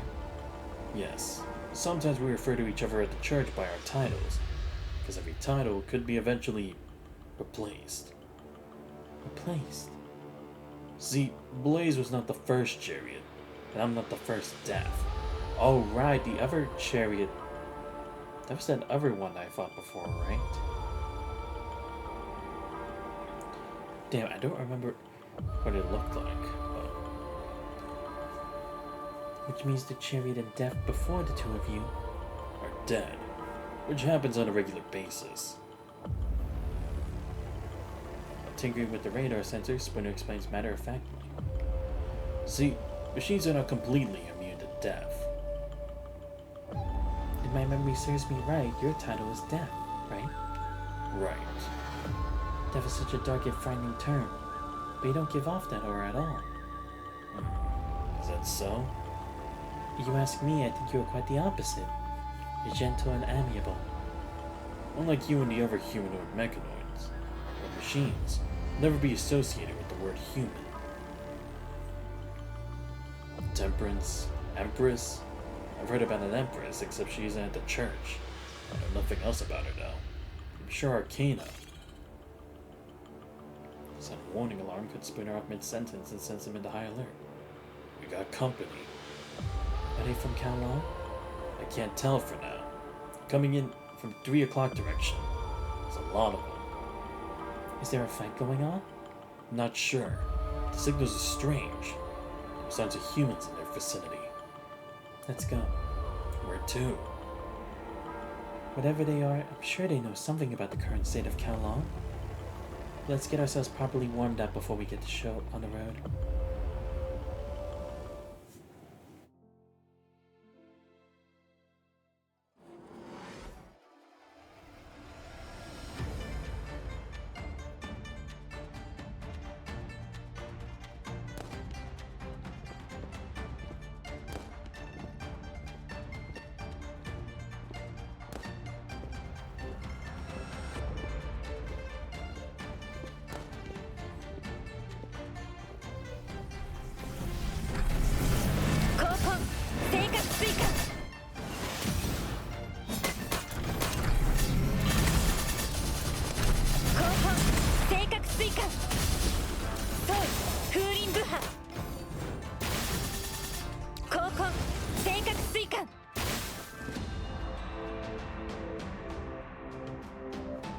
You're different from them.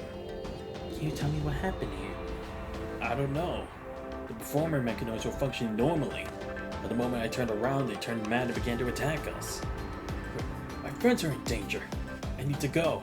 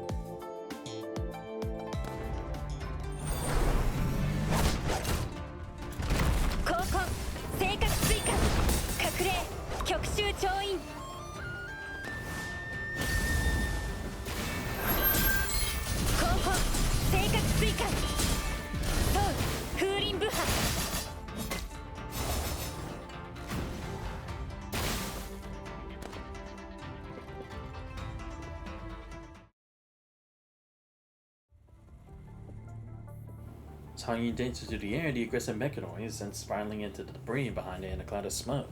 A very striking silence ensues. Realizing that they stand no chance, the mechanoids scatter in the bat of an eye, if not a shred of shadow behind. Those damn machines. That was very impressive what you did there, young lady. Thanks so much for helping. Through his mask, the scavenger leader's gut-wrenching coughs are painful to hear. Sir, are you doing fine there? He reaches out to support him, but the man waves her off. Still, she holds the man by arm and passes him a handkerchief. Thank you. I just need to let it out. Don't worry about me. I've been like this for quite a few years now. So he prepares to give a sullied handkerchief back to Han Ying. The man nods a few times at her, shoves the now yellowed white handkerchief into his own pocket. Judging by your dress, I presume you're from Kowloon. See, you're traveling with your strange mechanoid servant? Huh? No, sir. This mechanoid is my friend. A friend? Ah, I see. What brings a wealthy young lady like you to a wrong place like this? We happened to pass by here on our way back to Kowloon. Back to Kowloon? Well, I guess I know what brought you back here exactly then. I beg your pardon? Never mind. Plans to rebuild Kowloon Metropolis went underway after the Niter docked. You could barely find a living soul in Kowloon now, so they sent out news to encourage people wandering about out there who have left Kowloon to come back. That's why we're heading toward Kowloon too. Rebuild the Kowloon Metropolis? The Metropolis leader by the name of Chu is long gone, no? Chu? You referring to Lady Chu who disappeared on the Niter? Wait. Lady Chu from the Niter. Who is that? Who else? The exalted Grand Captain of the Niter, of course. Wait, what? Which means Lord Villiers is dead? Lord Villiers? Scavengers have no idea who Han Ying's talking about, but her tone draws their attention as they all gather around. Wait, who are you exactly? My apologies. I was also under Lady Chu's command during my time in the Niter.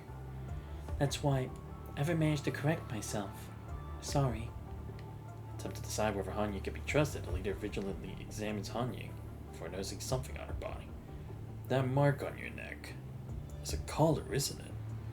Yes. Specifically, is a scar left on me when my collar was removed. That was the only way to break away from the grasp of the Niter. I see. So you were also one of those under Lady Chu's oppression. The scavenger leader gestures for his companions to ease up. Ah, okay. They were thinking maybe she's just one of them, was undercover to take them back. We were forced to wear a cursed collar, thrown overboard when business went south, given to live at the mercy of others. Sorry about the rant. We took in many survivors abandoned by the Niters, so we can't help but feel a little tense. So I heard from the survivors that Chu had gone poof just like that. Chu's most likely dead if you ask me. Do you know anything else about the Niter? That's all I know. We only just recently made it back from the world outside ourselves. Have you seen a little child called Yo-Yo? She's about 15 or 16 and always wears a cape. She's my sister, and when I fled the Niter, I wasn't able to take her with me. Little sister? I haven't seen her, unfortunately. Have any of you? You're looking for someone. Best to go down to the market by the dock and ask around. The Niter is currently docked just south of the metropolis, not too far from here. Kowloon crew for the Niter is taking command over the ship as well as the city. Lee, it's past 5 in the morning. Then we need to get going. We're severely delayed. We first need to give our thanks to this lady. The leader slowly bows to Han Ying in appreciation, to whom Han Ying quickly returns the gesture. Don't mention it. We'll be leaving. Have to make up for lost time. Safe travels. Leader raised his hand. Before long, scavengers resting among the debris appear with their packs, come out of metal trucks of all shapes and gradually fade into the morning mist. They sure know how to get along with humans. I guess you can say that social skills are one of the things I learned on a Niter. Sometimes, humans only hear what they want to hear. I guess it didn't strike them that you aren't human. That was the basic principle my design was based on. Wouldn't have been able to live on the Niter as a human otherwise. That is a fair point. Because it would make them more at ease where people would look like humans. Especially for Kowloon citizens.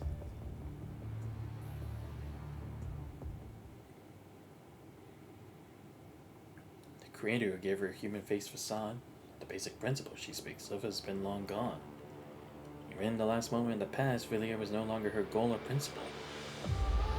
As the dense fog and heavy clouds, rays of dawn shall shine upon the Kowloon. Someone would say that the auxiliary towns of Kowloon were not built to keep the outsiders out, but to keep the insiders in.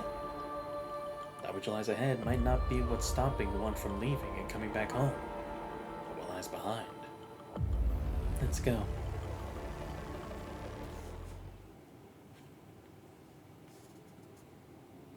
To the people of the world, some of the goods of the land and sea.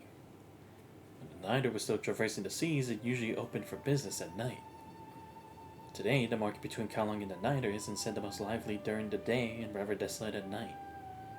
Registered workers carrying all sorts of goods walk among blubbers and carry steel and cement, a common sight in today's Kowloon. Standing with a neon sign that reads Home Appliance Repair Service sits beside a rice noodle roll and congee stand. Large wood stacked steamer at storefront spews out steam with an irresistible savory smell, attracting the passers-by from all directions. Even the age when automata is incapable of producing any delicacy, or any automation, these street-side Kowloon chefs insist on hand-making their food. Morning. What would you like? The stall owner speaks to a customer stopping by while he lifts the giant lid off the stacked steamer. 3 char siu buns, 1 soy milk, and got any rice noodle rolls left? Sure do.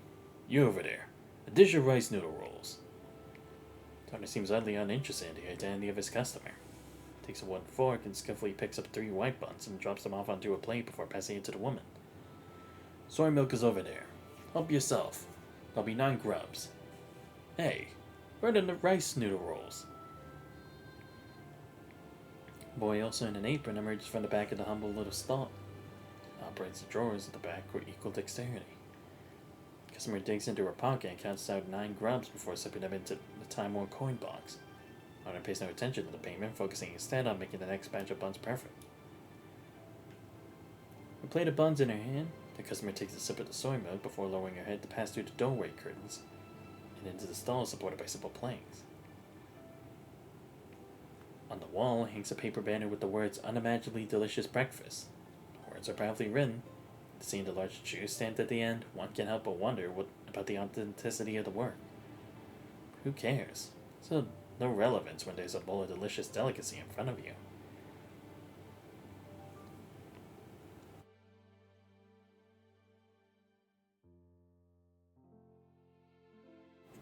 The new customer pulls the stool over without reserve and sits down at the last empty table. Here's your rice noodle rolls. Time is of the essence when making this special. Remove it from the heat a tad too late and it will go dry. But you end up with a snow white cheese that are less than perfect if you steam it for longer than a minute. After taking it out from the steamer, cut the sheet into strips before adding a special blend of soy sauce. Then you have a dish with simple rice fragrance topped with a salty spice. It is one of the best delicacies of Kowloon. Let's give it a try. It's exactly what I've been looking for. Compliment for the food is a compliment to the chef, although the chef is too busy to listen to what she has to say. Man also enjoys his food. The next table over, however, catches the heartfelt compliment. I know, right?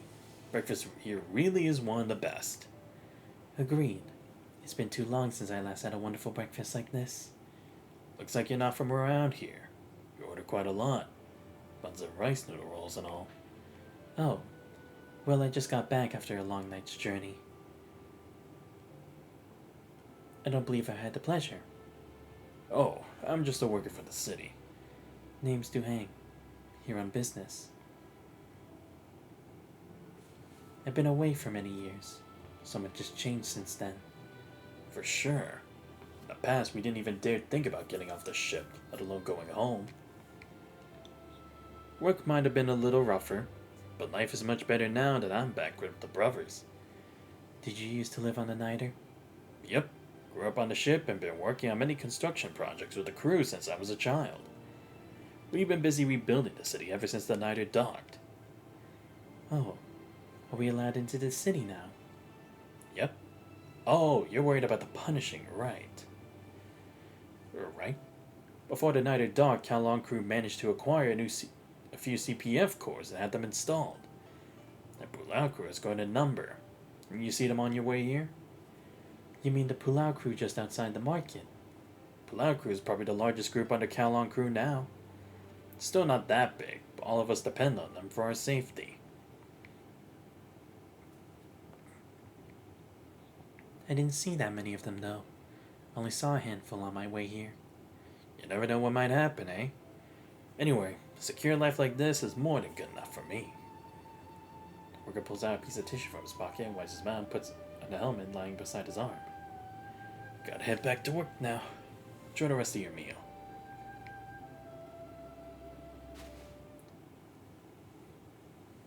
What can I get? Morning, Lord Chafang. What can I do for you? Or would you like something to eat? So where Chafang comes out all in his mouth, the rest of the stall tenses up, save for the woman in a suit. Don't mind me. I'm just here for a quick chat with someone. Got it.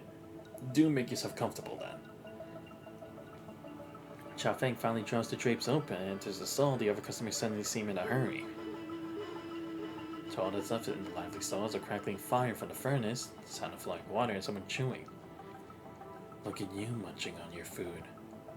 What? Can't even have a proper meal now, can I? You're the one who said to meet in the morning. You're just here taking your time eating. Boy, this is good.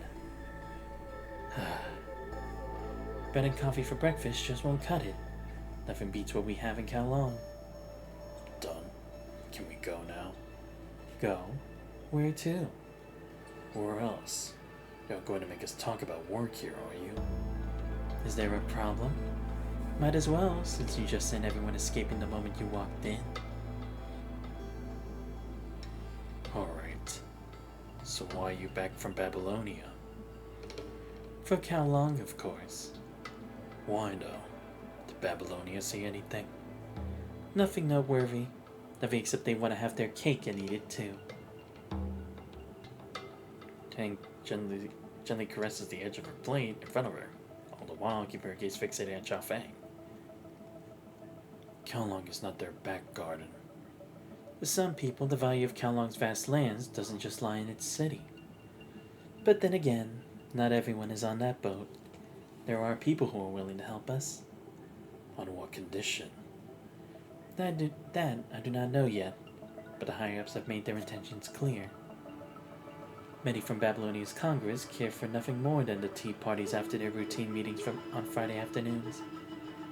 But for me, for us, the goal of politics is to ensure the survival of humans and Kowloon's future.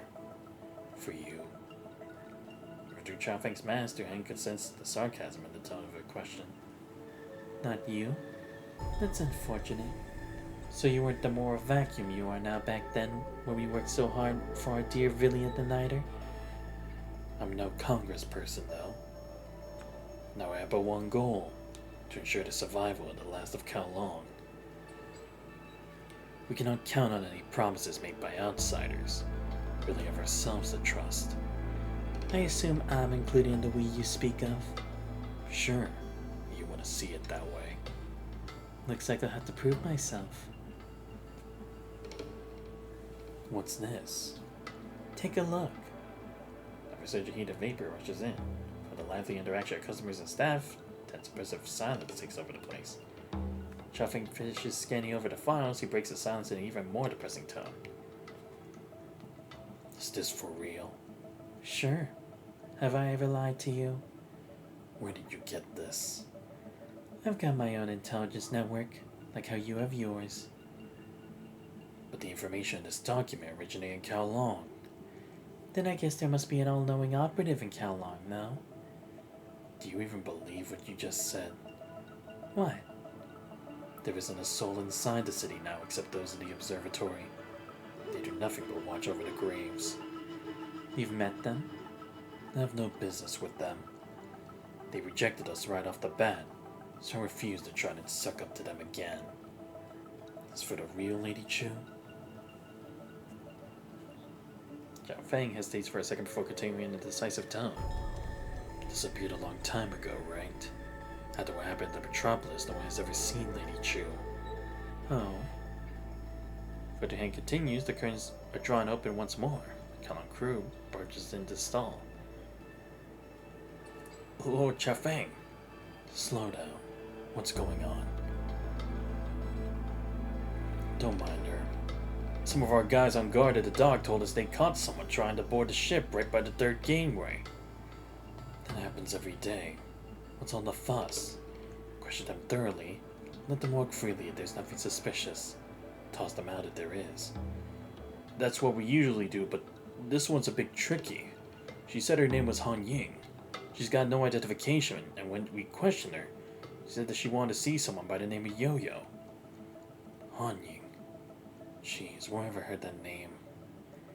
Who's that? Someone you know? Not exactly. More like someone else's familiar. But I thought she was dead. It's not uncommon for someone to come back from the dead in Kalong folklore. So you believe in God? Actually, I don't. Anyhow, I'll go deal with it. And you, take this person down to the Nider's Orlop. She doesn't have our identification either. So go and get her registered first. When you're down at the Orlop, just follow her orders. Understood.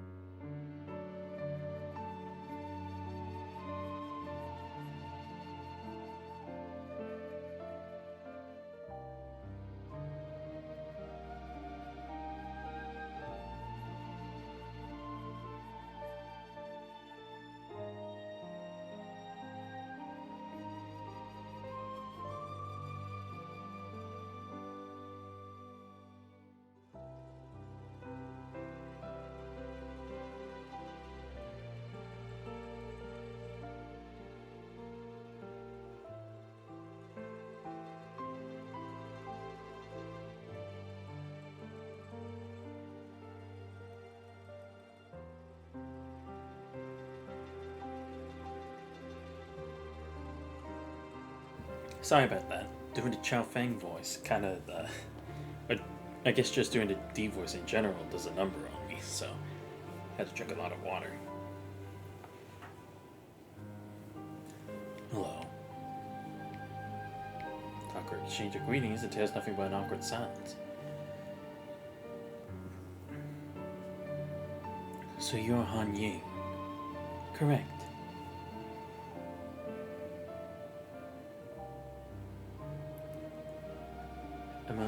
What you see the girl up? I'm good, thank you. I don't need any work done or anything, but I appreciate the offer. I used to be a dancer on the Niter, but I attempted to assassinate the leader, but failed and died. Hanyi nods in silence. In that Beevil 20 years ago, Hanyi's attempt on the life of Villiers, or Lady Chu, was not out of her own volition.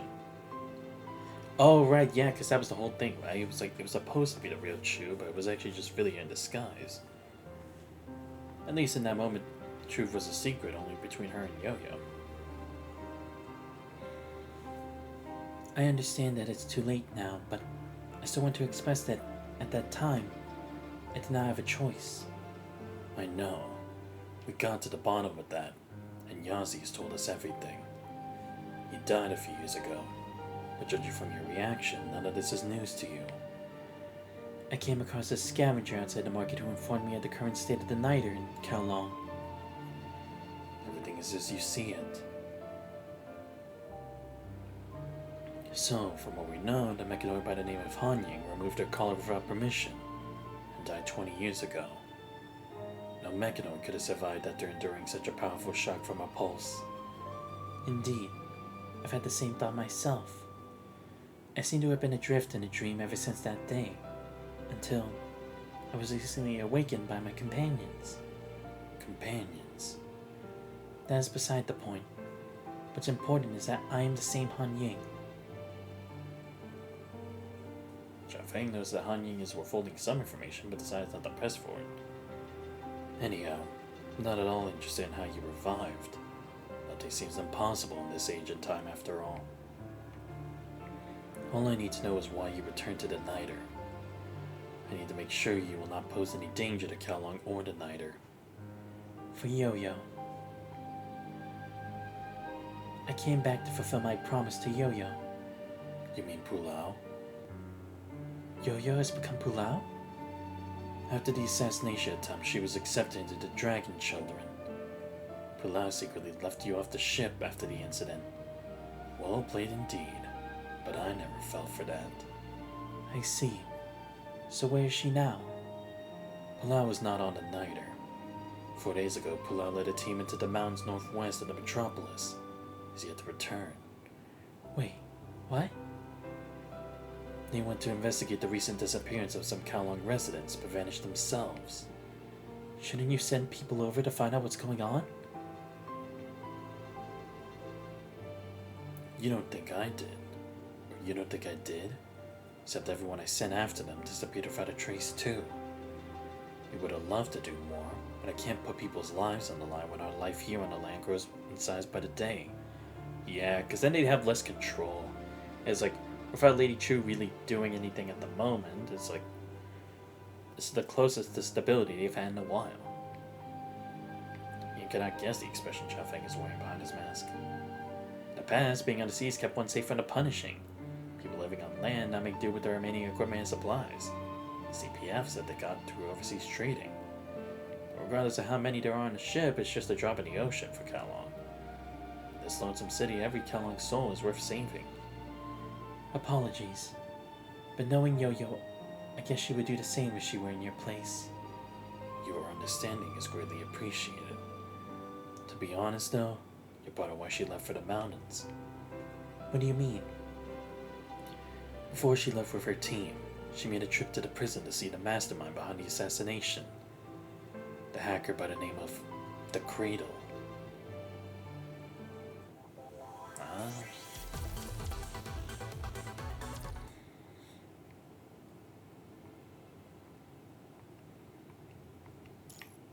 Mark of time.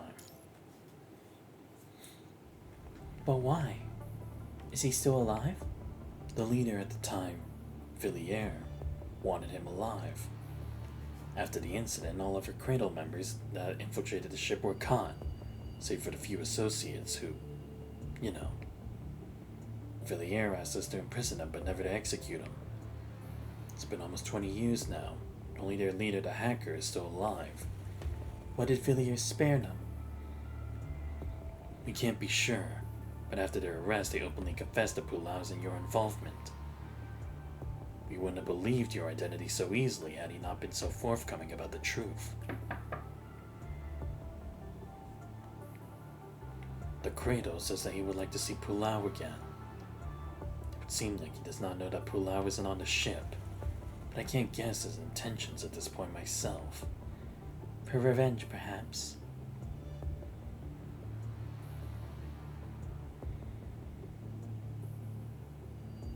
A machine is always going to be a machine.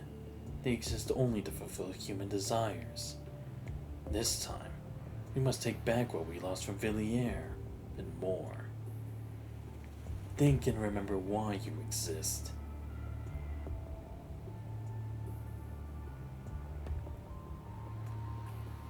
May I see him? Huh? If Yo-Yo left the ship because of something he'd said, then we should be able to get some clues out of him. You so insist. Thank you. But I make no guarantee that you'll be able to get anything out of him, since you were the one who thwarted his plan 20 years ago. The guy is well aware that he doesn't have much time left. Chao Feng just says Han Yi to follow him, and together they lead the secret room with the Kowloon crew.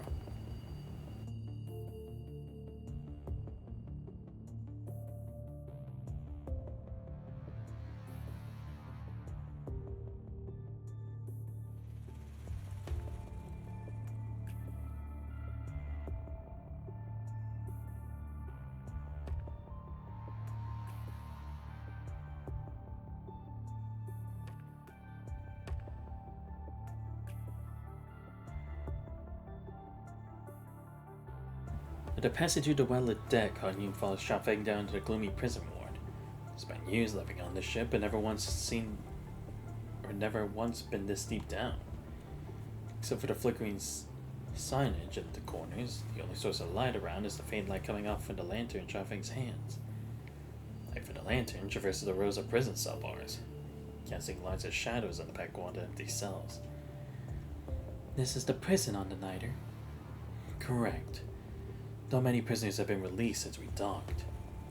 Criminals with the worst offenses have all been thrown overboard, so the ones left in here are nothing more than petty thieves.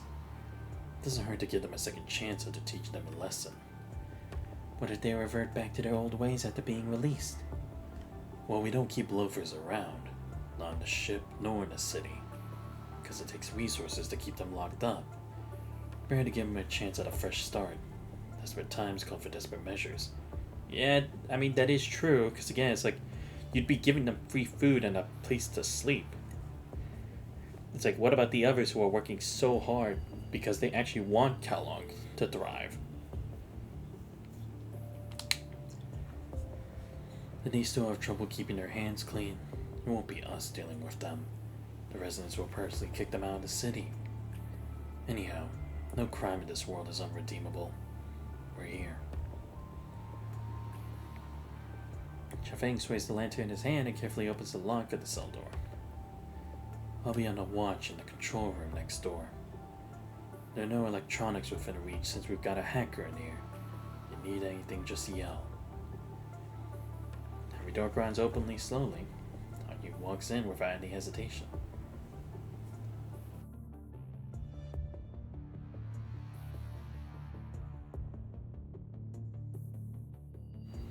I said I wanted to see the kid, didn't I? Look at this little. A faint ray of sunlight slipping through the porthole into the pitch black cell gives the convict a chance to make out the face of the visitor.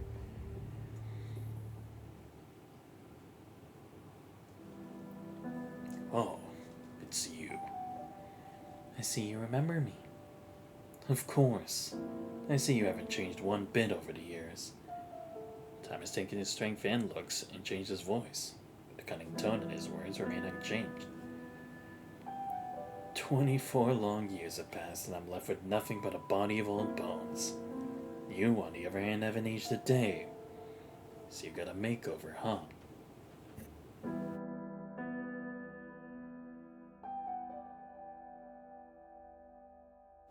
Totally thought they would have thrown you off the ship. Fancy seeing you still here in one piece. I'm not here to chit-chat about the old days. You should know why I'm here. Huh. This can only mean that the kid has left the ship. Huh. I heard that you told Villiers and everyone on the ship what happened that day. So if you tell me exactly what's happening now, maybe there's still room for you to salvage. The cradle bursts out laughing, which quickly turns into a violent coughing fit. It takes a while for the coughs to die down. Oh boy, this is just great. You sizzle your own memory shell when you removed your collar. Salvage? There's nothing. Nothing I should be salvaging or seeking forgiveness for. The only regret I have now is that I wasn't there to witness Villiers' death. Well, you can say that I deeply regret that I was not able to end his life with my own hands. It's obvious that the cradle is so intentionally provoking and aggravating Han Ying. That is truly unfortunate. What was that? I guess you can only carry that regret with you to the grave. Must be an insufferably painful reality to live with. The mere meters between Han Ying and the cradle is the boundary between two vastly different worlds. Han Ying still cannot discern the expression on his face, which is concealed in the shadows, but he can see every detail on Han Ying's face, having been lit up by the sunlight beaming through the portal. It's not an expression you expect to see. Interesting. Let's talk, shall we? If I feel like it, I might even spill the rest of the story and the girl's whereabouts to you. I'm not about to strike a deal with someone like you. Never with a Niter.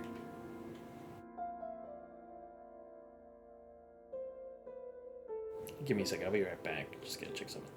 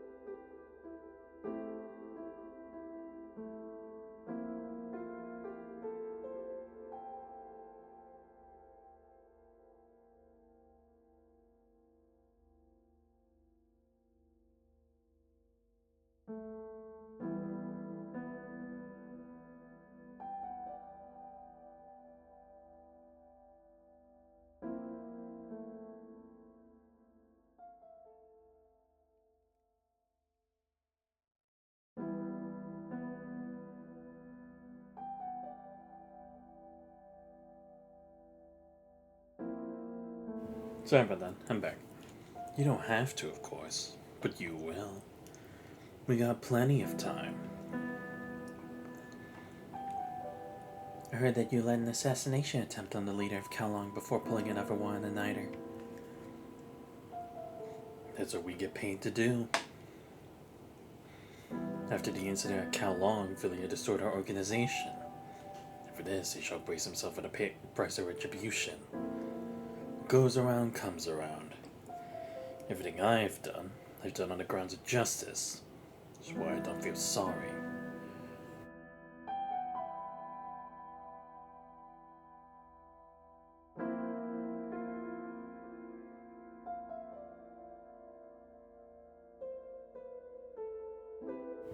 Villiers murdered my friends, destroyed my home, and took everything from me. It's a fat chance I'm gonna make peace with the guy. You're right. But the destruction of your organization was only a fair price to pay for what you had done. That was Villiers' revenge against you. Let me guess. You're not about to start lecturing me about how an eye for an eye leaves the whole world blind now, are you? We both know that getting rid of your enemies once and for all is the only proper way to carry out revenge. His reply sends the cradle into a bout of silence. Well, well. Very intriguing. Never thought I'd hear words like those from that mouth of yours. I would have died a long time ago had Villiers ever had your resolve. And you wouldn't have lived to see another day had we carried out our revenge. In a world such as ours, forgiveness belongs only to those who respect it. I take it that you're ready for your revenge, then.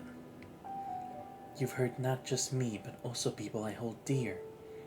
And for that I'll never forgive you.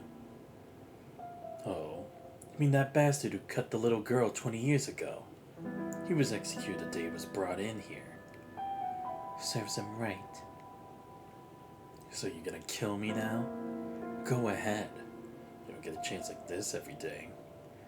A fitting act for a tool built to kill. Kratos shakes his head. For an instant, Hanyu sees his face clearly. The disheveled, pale hair and wrinkly skin do nothing to divert one's attention away from the crazed grin around the corners of his mouth and the bone-chilling gleam in his eyes. And you think I came to do what you did, huh? What do you mean? Well, I'm not going to lay a finger on you. Huh? I am not a machine that lives for revenge. You are. Get this. You're dying a lonesome death with a heart full of regrets. And that is my revenge against you. Wonderful. Wonderful indeed. It's a sneer. The sneer of heavy metal chains he recedes back into the darkness. Never mind. I'm tired. But why you? 50 kilometers northwest of the metropolis. That's where she's heading. But who are you? Ask a Kellogg crew for a map and you'll find it.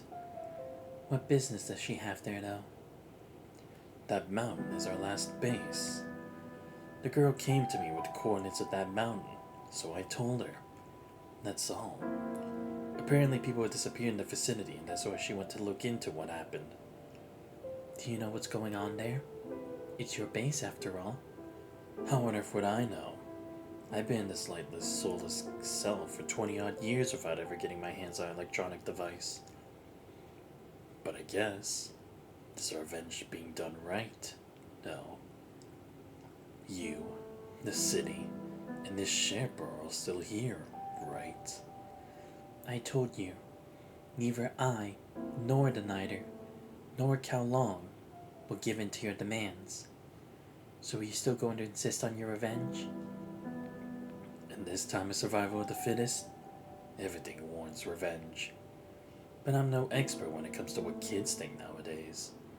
Keep in mind I had no obligation to tell you any of this. This is as much as I know anyway.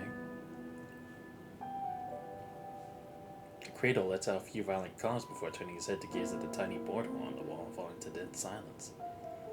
Knowing I should not get anything else out of him, Hanyin gets up to leave. Time has yet to leave its heart-wrenching mark on you.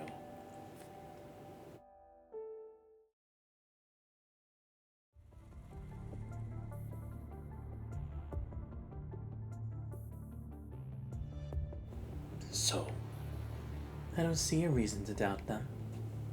you're going to trust her? Do you have a reason not to? No. There we go. Let's go. We got things to do. Don't worry, I won't go too far. Everything so far still going according to plan. A plan, huh? It's nothing more than a high-stakes gamble.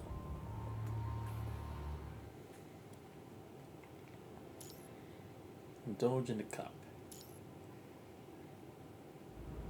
The elevator shudders occasionally as it slowly climbs upward, but the lantern remains perfectly still. Shuffling's arm is absorbing all the vibrations on the ground. Ying seems to have fallen into the veil of silence found at the deepest dark corners of the ship.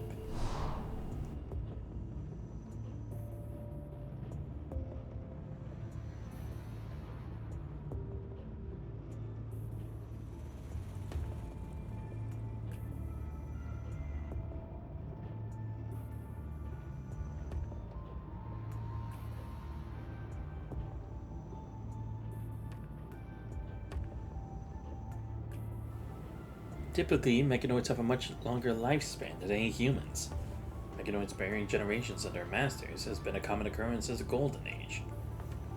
Death spares no mortals, not even one leading the healthiest of lifestyles. Time for machines, however, sees at the moment of initialization. Perhaps machines are only delaying the inevitable, or the inevitable end, death. Boot up number is 00001, Lord Villiers. You assign a code or a name to this device. This was the beginning of time for her, as much as it was the origin of all that was unknown and unpredictable. Ever since that moment, the only mark time has left on her is the dark scar on her neck made from the collar. The highest electric current released by the collar is enough to kill any being that tries to remove it. Though lasting for a mere second, the powerful pulse will inflict unimaginable heat and pain. For humans, an instant of such pain simply means eternal relief from suffering. They'll never again relive the moment or that moment in their memory. By instinct, she moves her hand toward the scar. Just before her fingertips reach it, she bends her fingers without touching it. There's no doubt the only mark that time has left on her body. Under the formidable scar, however, time has etched other marks in her memory. That is, the grief and joy, bitterness and sweetness, suffering and happiness of hers after the time that belongs only to her begins to flow.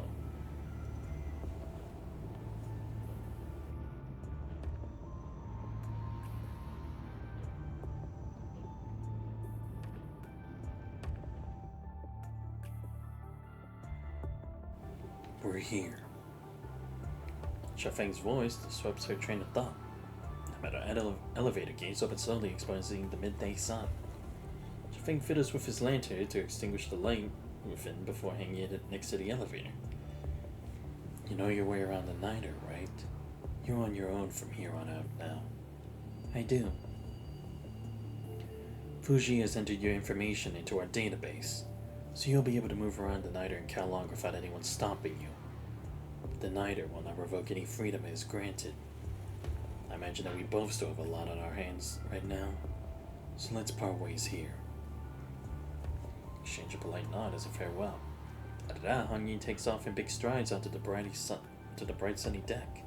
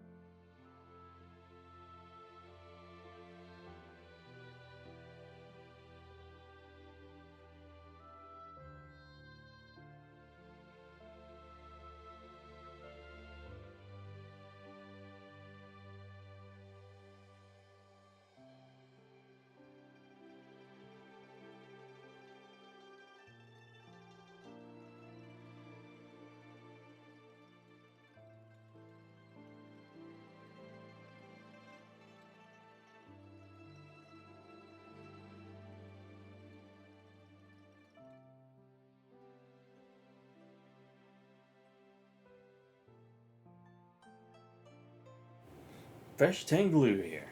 Pickled vegetables under the open jar. The sun over the sea shines beautifully down, stretching a shadow across the deck. Whether she's taking life in stride or stumbling, it's as if she's soundly telling their stories on the stage of life.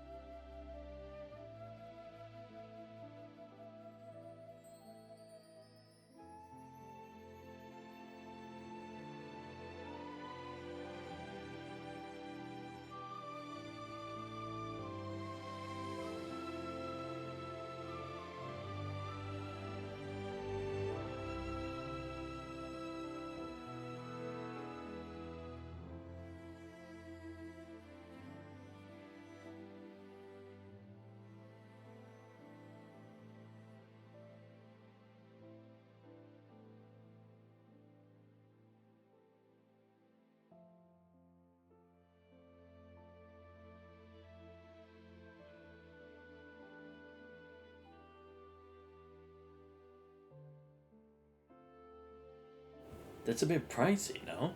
The purity is nothing remarkable, and God knows if it's defective. I'll cut you another 20% since you're a regular. 3,700, and that's as low as it gets. 3,500. It's all yours. I shakes his head, but fails to contain the joy in his eyes. Holds the carefully wrapped item in his hands and leaves with a brimming smile. Miss, what can I get for you? We got filters that arrived just last month from overseas. Top notch guaranteed. Or the jewelry here. Fine enough for the actor like nobles, perfect for a lady as elegant as you.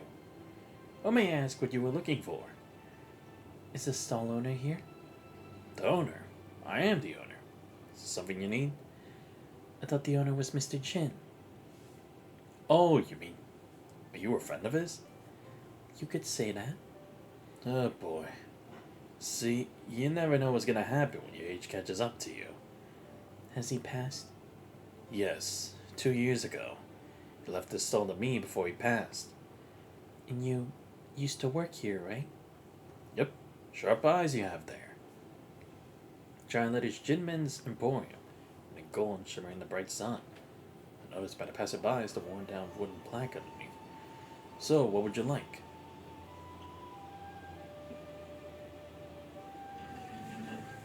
Oh, I guess trying to see what's changed from back then and if there's anything still here that remains.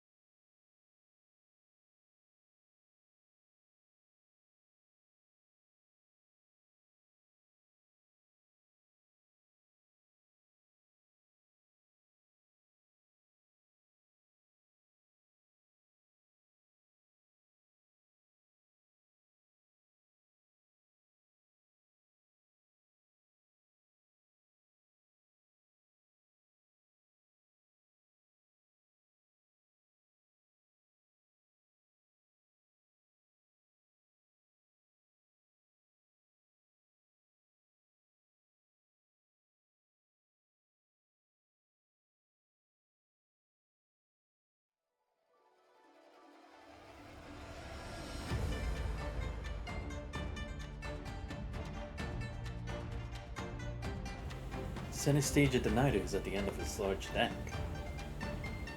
That was mine, her stage.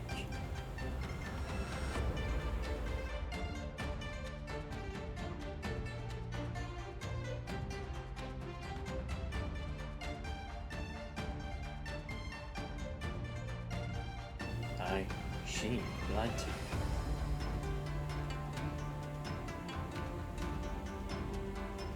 The key to this dance is that you don't look back. Sorry, Yo-Yo. I'm back.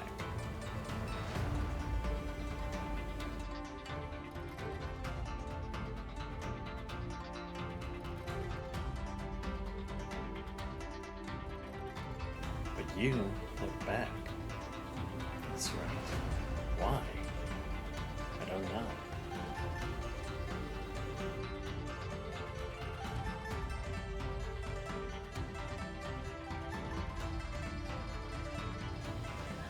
So what did you dance for?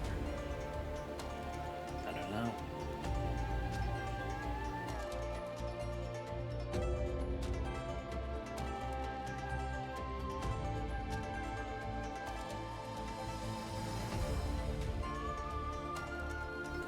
seen the past.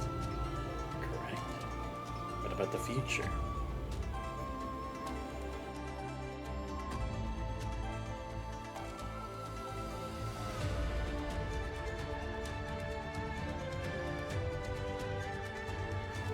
You've been here all along.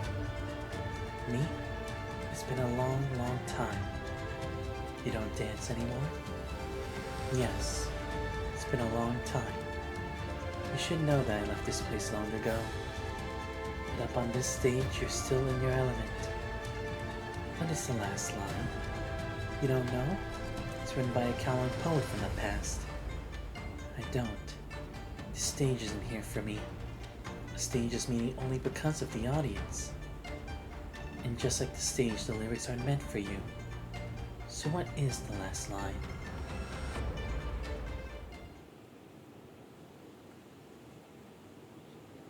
Sunlight remains unwavering over the vast seas.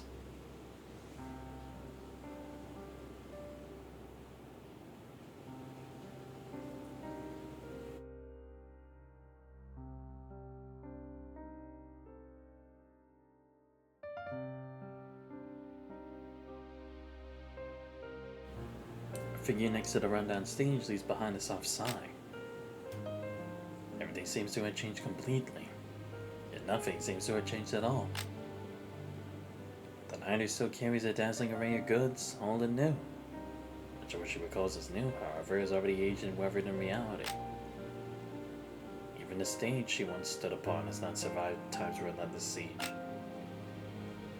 Anya walks forward with determination until she suddenly finds herself standing before the home she once knew so well.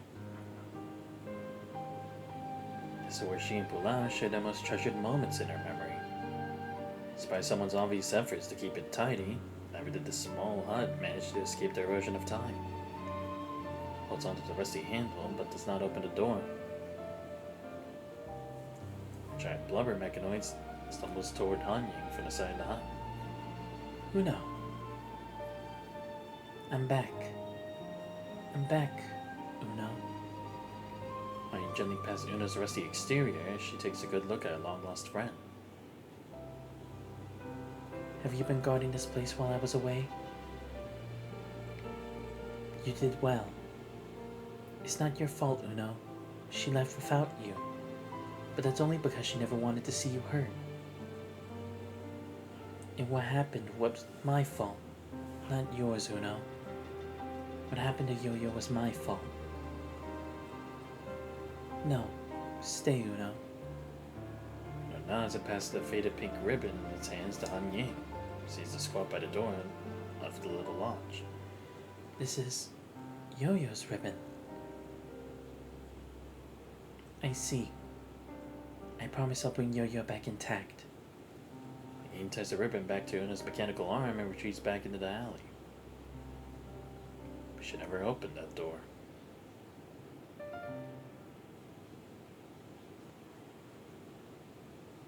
After bidding Uno goodbye, Hanying immediately leaves the Niner.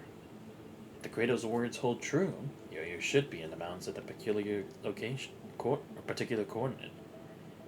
Hanying can hardly think of anything that's possibly put Yo-Yo in a pinch. Whatever it might be, it's beside the point now. Hello, Hanying, is it? Lady sitting comfortably by a table puts her tea down as she calls softly to Hanying. Weak and light to the point of almost getting drowned out by the noise from the market, her silky voice still resounds in Hanying's ears. Do you know me? My name is Duhang. I don't think we have met before. I don't think we have. They had your name written down in the Nider's history over 20 years ago, though. See? What's the matter? You kissed a woman short, something she rarely ever does. Doesn't want to waste another second chit-chatting about the past. Chao Fang asked me to wait for you to bring you up to speed on a few things. Here, take a seat. Turing pulls out a small stool from under the tea table and pours a cup of tea for you. Thank you. So, how exactly can I help you? Trust me, this won't take long, but I'm sure it'll pique your interest. I'll get straight to the point. 2 things. First, the hacker organization by the name of the Cradle still exists, and they're based in the mountains that old convict told you about. Second, the Cradle currently has control over a very complex composite technology that is able to manipulate low intelligence mechanoids, but fortunately is just some low level tech. It's obvious that Pula went to the base of the Cradle, but according to our intel, they shouldn't be a threat to Pula for the time being. The convict on the ship didn't mention these. He's been locked up for 20 odd years now, completely cut off from the outside world. In all likelihood, his people probably cut him off a long time ago. People deviate from the path they set out on. It happens all the time, no? You said they could control mechanoids, which means the Cradle was the one controlling the ones I meant the auxiliary town before. Correct. After you arrived on the Niter, we received a report on that too, but the agents we planted there earlier. But what are they after? Villiers is dead. The metropolis is in ruins. Could it be purely for revenge? You'll give yourself quite a headache if you try to understand the mind of a hacker. Nothing they do should come as a shock. Duhang takes a sip of her bitter tea. You don't seem pressed for time. As I said, Pulau isn't in any danger for now. A few more sips of tea won't change that. The Cradle in the cell of the Niter was much of a frigid, sharp icicle. The woman in front of Han Ying appears the calm waters of an ancient well. Han Ying's seen all sorts of people on the Niter. Most of the time, all she needs are a few words to figure out the person's nature and how to handle them. The woman sitting across from her now, however, shows not a sign of what's going through her mind in the eyes of hers.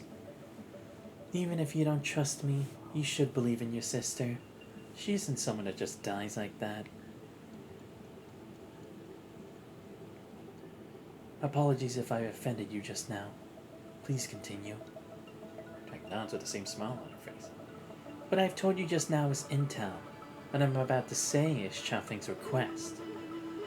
He asked you to please find Pulau and bring her back. You should know that's what I already intend to do even without him telling me so. That's good to hear, but do bear in mind that Chafing is merely making a request and not giving an order. Do keep the distinction clear. Request and not an order. Meaning? Chafing knows how important Pulau is to the current Kowloon. Of course. See, he's stuck in a perfectly awkward position where he needs to take care of the needs of everyone in Kowloon, which is why he needs to keep everything in perfect balance. Anyhow, he won't make his people jump out of the frying pan and into the fire. I'm just saying that he's in a difficult position. Yeah, because I mean, that's fair. It's like, he's the one with the power, right? But the one who has the connection with the people is Pulau, right? That's the balance that they need. You do need strength, but you do need that charisma. That kind of like way to draw in people to support you. It's like that's what Pulau has been all about. And that's how she got the Grey Ravens to become a part of her plan. Or to team up with the Grey Ravens to stop what was going on in the Niter. he's beginning to understand what Duang is trying to say. What will Kowloon do for us in return, then? I'm simply a legislator from Babylonia who happens to be from Kowloon. Not a member of the Kowloon crew. I can't give you any promises. But Kowloon cares about the life of each of its citizens, including you. You don't want some? It's only fine tea fannings, but you can't get this taste anywhere else. I've had plenty. This blend wasn't worth much back then.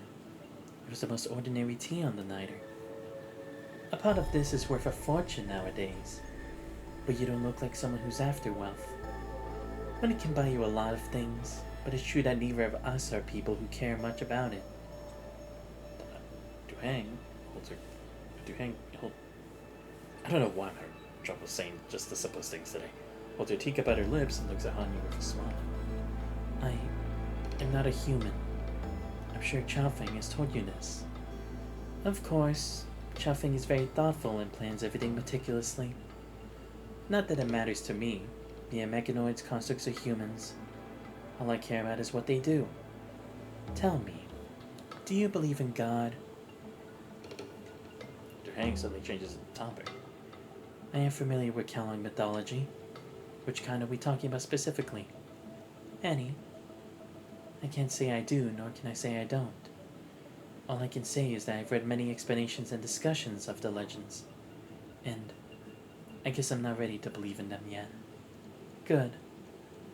Humans believe in God because humans are flawed. God was conceived to make up for these flaws. But perhaps even God himself is flawed. You really are unique for a machine. Billy's skills truly are extraordinary. It's not Villiers. Villiers did not make me who I am. Certainly. Billy did not die for others, nor did he live for others. I meant to say that you really do stand out from the flock of machines we usually see down Kowloon streets. Let's end our chit-chat here then. Your friend has been waiting for you outside the market for quite some time now. Thank you. Don't mention it. It's my duty. Sir, another pot of fannings, please. The market is still filled with people coming and going. A slender figure once again sits alone at the tea house. Jack gulps down a cup before staring at the residue at the bottom. As the table rests the cup she had poured for Han Yu has already gone cold. You gotta drink all there is in the cup if you don't want to die from thirst. Alright, I think I can do one or maybe even two more. That's sweet for today. 6 hours have passed since Han Yu met up with Spoon on the outskirts of the port. Just arrived at the coordinates given by the cradle. How on earth did they manage to build a path on the side of a cliff? No sign of metals, complex structure made entirely of wood. Incredible. Judging from the architectural style, it must have been built before the Golden Age. These wooden structures have remained intact for hundreds of years. And I have yet to detect the punishing virus in high density. Even when the Niter was still traversing the high seas, they still occasionally got attacked by the corrupted. In other words, they can no longer imagine a world without the punishing. But they managed to elude the punishing while being so close to the Kowloon metropolis. I've heard that in addition to the Kowloon metropolis and the Niter, Kowloon rules over bigger lands, most of which are devoid of humans. The path up this mountain is rough and treacherous. Being isolated from the outside world is probably what's been keeping it safe from the virus. Yeah, I mean, true, because in the end they do go for life, and if they are just running around like zombies, a place that would be too complex to get to, especially high up like this, it would take a lot more time for them to reach, or much like it wouldn't even grab their attention because it's not at their level. Seems like it's harder to evade humans than the virus.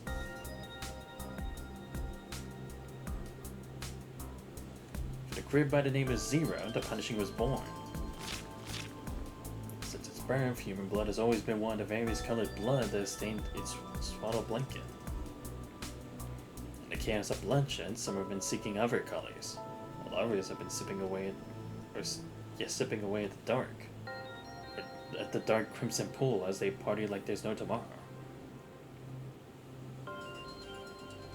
Before we reached the Niter, you chose to stop and wait for me just outside the market. Do you hate humans? I don't hate humans, but I don't like them either. That's the plain truth.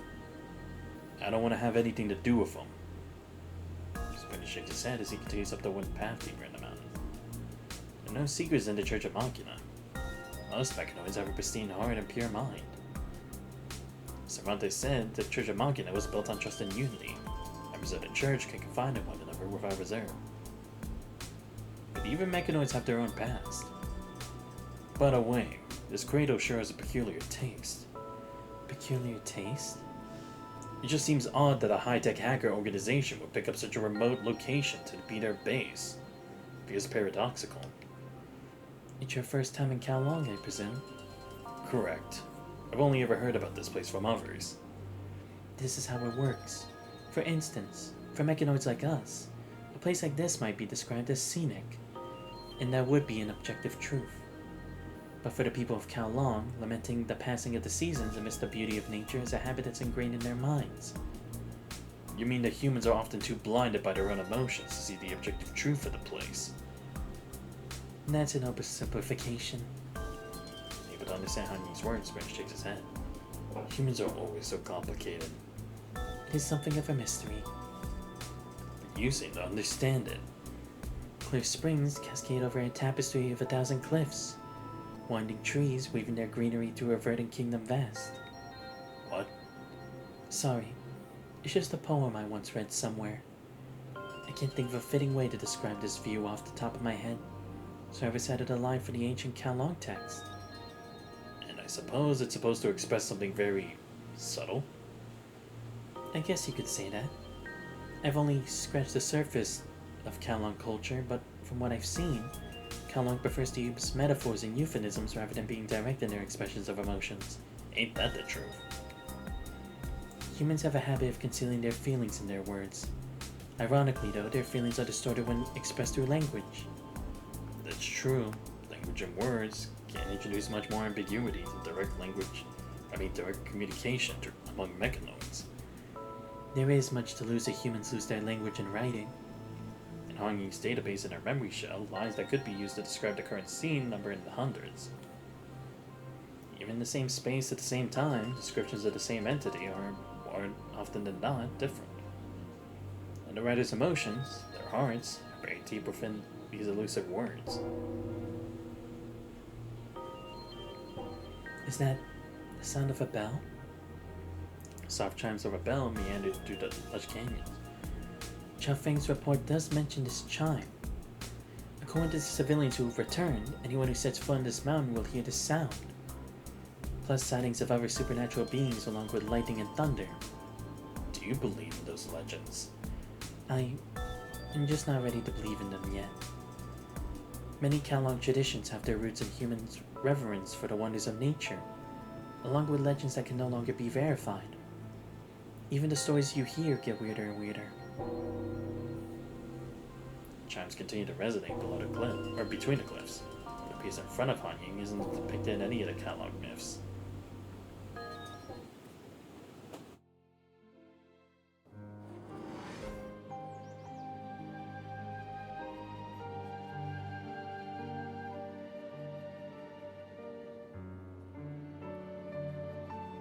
Is that a bird?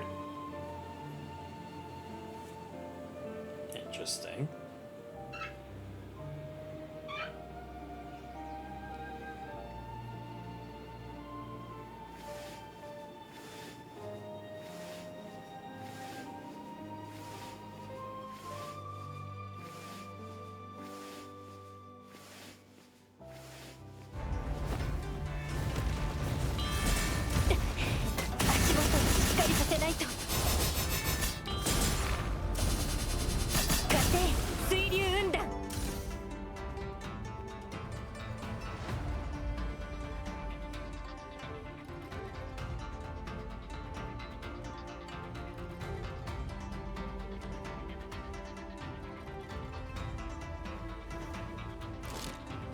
The damage on these mechanoids seem to be left by some blunt weapon.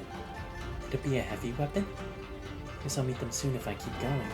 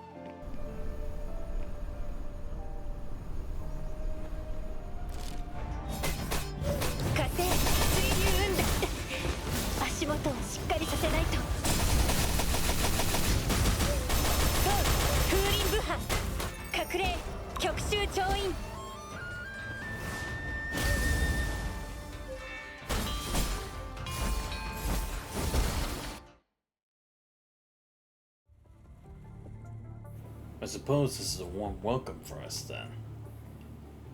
Spirit punches through half of the face of ominous lion. Passage falls quiet once more. These mechanoids are quite old and severely weathered. Some even have moss growing on them. I've never seen a model like this. At least not on the Niter. I'm sure there's a reason for that. Spirit continues raking through the remnants of the passage as he passes Han Ying a rusted component. Inscribed on the tarnished metal are two tiny lines of Kalong's ancient script and numbers. It's impossible to decipher the letters now covered in rust. This should be the ID tag installed inside the mechanoid when it was first manufactured. That's probably what it is, but check the other side. These were clearly added during a recent modification. There were signs of older modifications underneath. Not only that, the modifications of each of these mechanoids look different. If all they did was modify, this scheme is rather crude. This must be the work of the Cradle. Maybe we could extract data about the Cradle from their memory shells, even if it's just information about this mountain. No luck. None of these mechanoids have an intact storage unit. In place of a storage unit, they all have a transmitting device. There's no doubt that they're being controlled. The tool doesn't need to think. You asked me earlier whether I hate humans. I did, but I thought you might have your reasons, so I didn't push. Each member of the church has their unique stories. As for me, I escaped from humans many years ago. In that arena, I was forced to fight mechanoids day in and day out by the owners of the ring. I was even forced to fight humans. The audience wanted nothing but bloodshed and flying wreckage. That was my only chance of survival. For the humans, I was nothing but a tool for them to satisfy their lust for blood. So literally like a killing game, basically.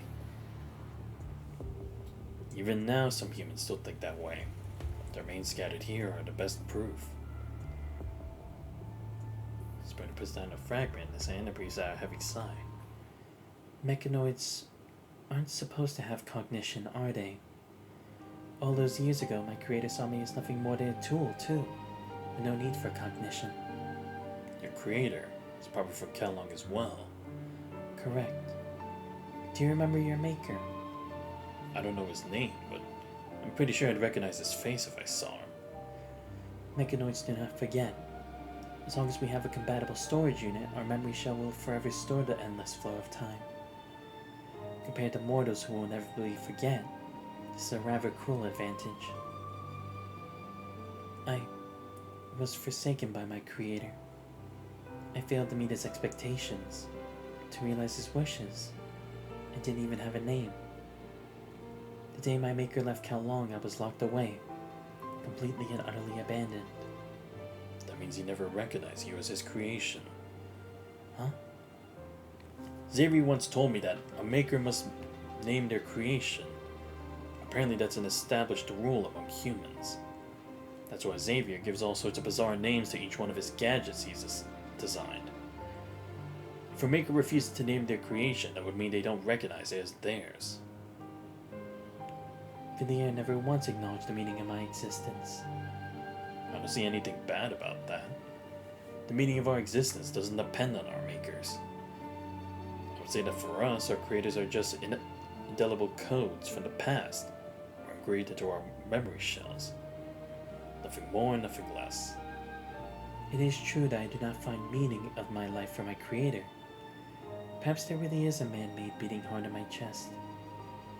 My maker was my motivation to go out to look for a heart when I was ready to do so.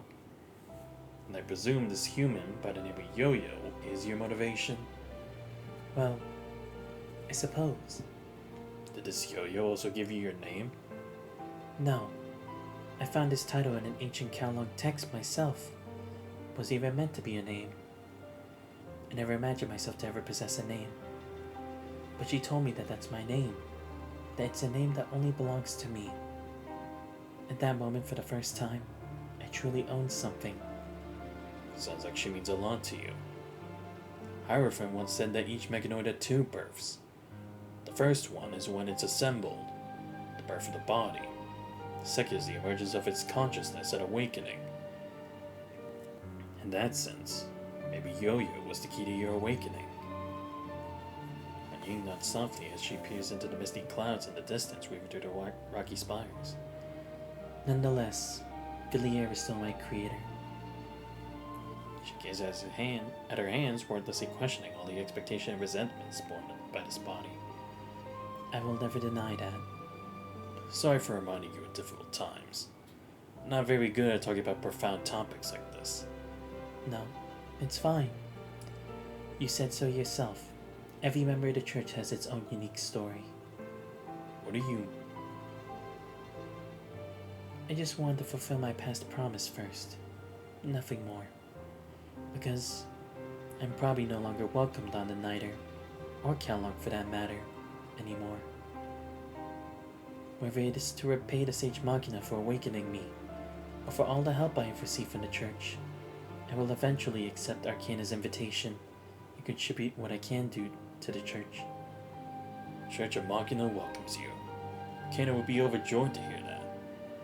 Perhaps I shouldn't say this, but I truly felt at home at the Church of Machina. I only ever felt that way when I spent time with Yo-Yo.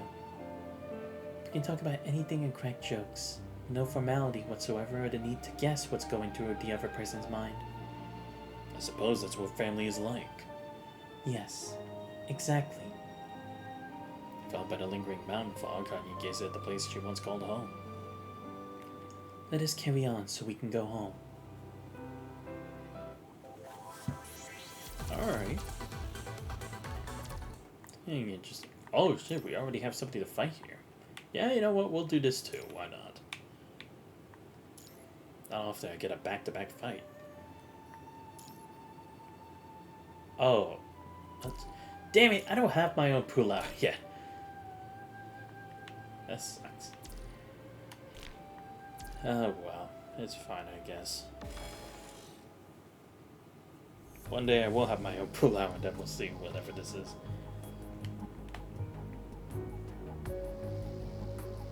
Battered Guardian staggers toward Palau. Its long blade meant for slashing enemies has become a walking stick. Cold light flashes behind Palau just before the Guardian is pierced to the chest by a spear. The line inside slowly flickers and fades until it shuts off completely and the weapon falls from its grip. Lady. I'm fine. The Mechanoid didn't seem to have ill intentions, but it's neutralized now nonetheless. Thank you. We're just finishing off a few small fries from behind. Palau picks up the fallen sword that belonged to the Guardian. Cluster of debris from Kellogg Mechanoids lay in front of her. All these Kellogg Mechanoids were hijacked, including the Guardians. This must be the Kratos doing. But we haven't found any hackers. I mean, we haven't even encountered anything except aggressive Mechanoids. As long as they're still hiding in this mountain, we'll find them. Seems like they've not only kidnapped Kellogg civilians, but they're also collecting Mechanoids for their own use. And nothing's done about it. They could become a threat to Kellogg. Roger that. Speed up our search for the hackers and the missing civilians. Wait. Long blade in Pula's hand is a standard weapon for Guardian 1. It's designed to be durable and to withstand attacks from all sorts of enemies. This one's covered in rust and its edge is marred with numerous chips. Any of you rested since we got here yesterday? We haven't. Not when it's our responsibility as Pulau crew to protect Kellogg and its citizens. That won't do. Humans have limits. How are we supposed to keep Kellogg safe if you all work yourselves into pulps? We don't feel particularly tired, though. You don't need to act tough when it's just us alone. And the Pulau crew is about to say something but swallows her words. Understood. Let's get some rest then. The dozen Pulau crew lined up along the passage quickly scatters, each looking for a comfortable spot to get some rest. I'll keep watch, my lady. I'll join you. Pulau leads her to a tree branch hanging over to one passage. From here, they have a clear view of the narrow trail they took up the hill, and the mountain ridges as the hazy clouds nearby. Pulau gets out a piece of candy and hands it to the girl sitting beside her. Oh, okay. Just a little something to keep you going when you're tired. Thank you. Pulau crew peels off the wrapper and tosses the lime-colored candy into her mouth. This is super sour. It's a salted plum candy. Sour indeed. Do you always have candy with you when you go on missions? Mm-hmm. It's just an old habit. But you don't need to eat candy for energy now anymore, right? I don't need to, but that doesn't mean I won't. You can't find a view like this on the Niter. Kellogg may well be the last place in the modern world that still offers such a sight. I remember that when I was young, my father would tell me tales from lots of different places. Some were of desolate mountains, some of glorious magnificent cities, and even railroads that span an entire continent. He must have been to a lot of places. I'm jealous. But in the end, he left the Niter. My father left the Niter while I was still very young. He roamed the world as a scavenger and I was raised by my mother. He only contacted us a few times in over a decade. I'm sorry. Don't be. He probably doesn't even remember that he has a daughter. As long as you still remember him, you'll see him again. Cloud flashes a bright smile and gives the companion a few pats on the shoulder. I've always held on to the belief that one day we'll be reunited with the ones we hold dear. We will. Clock thickens just as the candy in Pulav's mouth melts away and vanishes. Did you manage to get some rest today? I took a quick nap around noon. Okay, I'll let you take over then. Wake me up right away if anything comes up. Copy that. No sooner has she laid down on the dead branch than the distant echo of a bell begins to resonate through the valley. Alert. This is the same sound we hear every time before the enemy attacks. Come on, not even going to let us rest now? Pulav, Kalong, prepare to fight.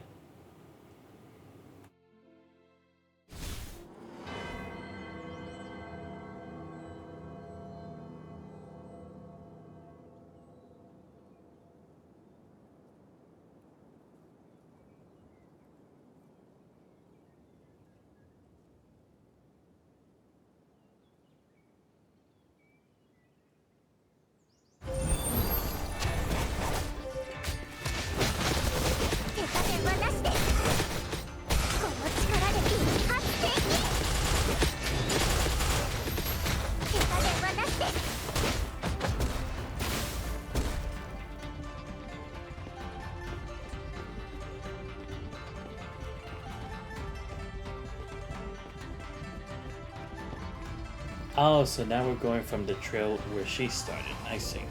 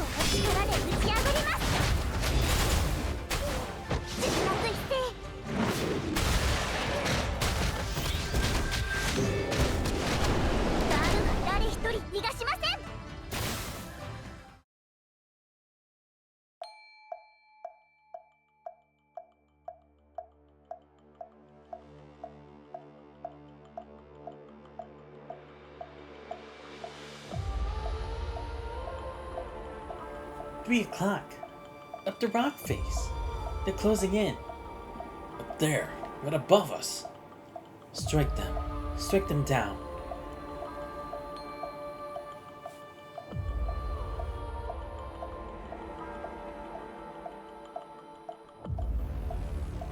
Back into formation. The passage. They're destroying the one passage.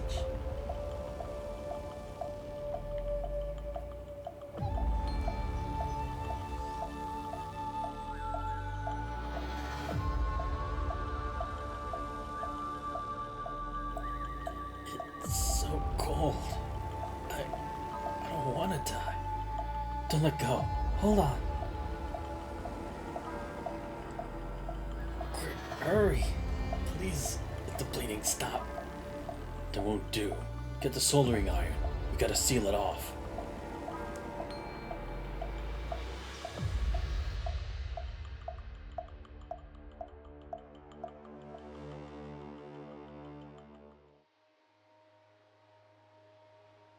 Milady. Yes? Casualty check is complete. 3 killed. 2 severely wounded are being attended to. I see. But Shania. We'll find her on our way down. No, we have to. Yes, understood. Oh, maybe Shania was the other one at the time that she talked to earlier. Let's get some rest now. Copy that. To giving out the instructions, Pilar leans against the one pillar outside the corridor alone and takes out another piece of salted plum candy from her pocket. So 3 tries to get the wrapper off before her fingers start trembling. Is she feeling exhausted? A brief moment, she's on the verge of tears, but she manages to hold them back. Toss the candy to her mouth and falls to a deep slumber next to the heaps of wreckage surrounded by the cold mist amidst the verdant peaks.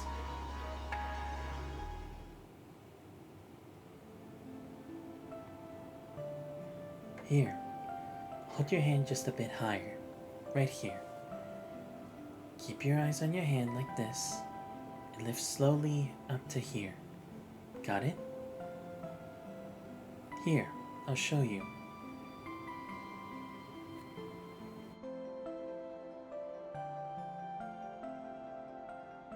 Your eyes and hand have to move together, except for this last line when they have to part.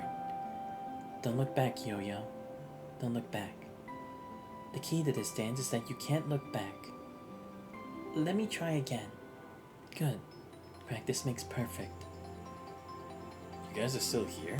It's getting late. Yo-Yo's entrance exam is coming up the day after tomorrow, so I'm helping her with her practice. Oh my. Don't be so harsh on your little sister. See? She's sweaty all over. I'm not done yet. I want to practice some more. I mean, Hanying, we can't let her in without a test if we just put in a word for her. Everyone knows how you've been taking care of us all these years. No, because I know she can do it if she just puts in the hard work. That goes to show that you really are sisters from the same mother. Good luck then. I'll be off. Remember to take a break. Uncle Kai saved some food for you two. Remember to go see him before you head back. Oh, thank you very much.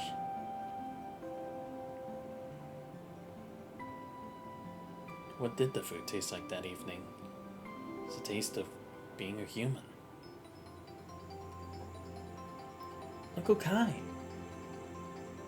Oh, Yo-Yo and Hanying. Quick, sit down. Sorry for keeping you waiting, Uncle Kai. Oh, don't worry about it. I need to head out on a night patrol anyway. Plenty of time to save some food for you. We got spicy boiled fish, white good chicken, and eggplant with minced pork for dinner tonight. Smells amazing. There's a whole lot of food. I saved a lot for you. A few hungry bears tried to take some, but I said no. Thank you, Uncle Kai.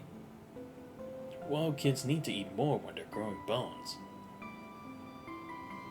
Glad you like it. Gonna head out for my patrol now. Enjoy your meal. Bye, Uncle Kai. Thank you. Slow down or you'll choke. How are you feeling? I'm fine. Working on the basics should make anyone tired. My muscles are just a little sore, but nothing that can't be solved with a table of yummy food. You'll feel better after taking a hot bath when we get home. Here, have some of this. I've never tasted anything like the meal that night ever since. Ever since that night, I've never seen her smile again.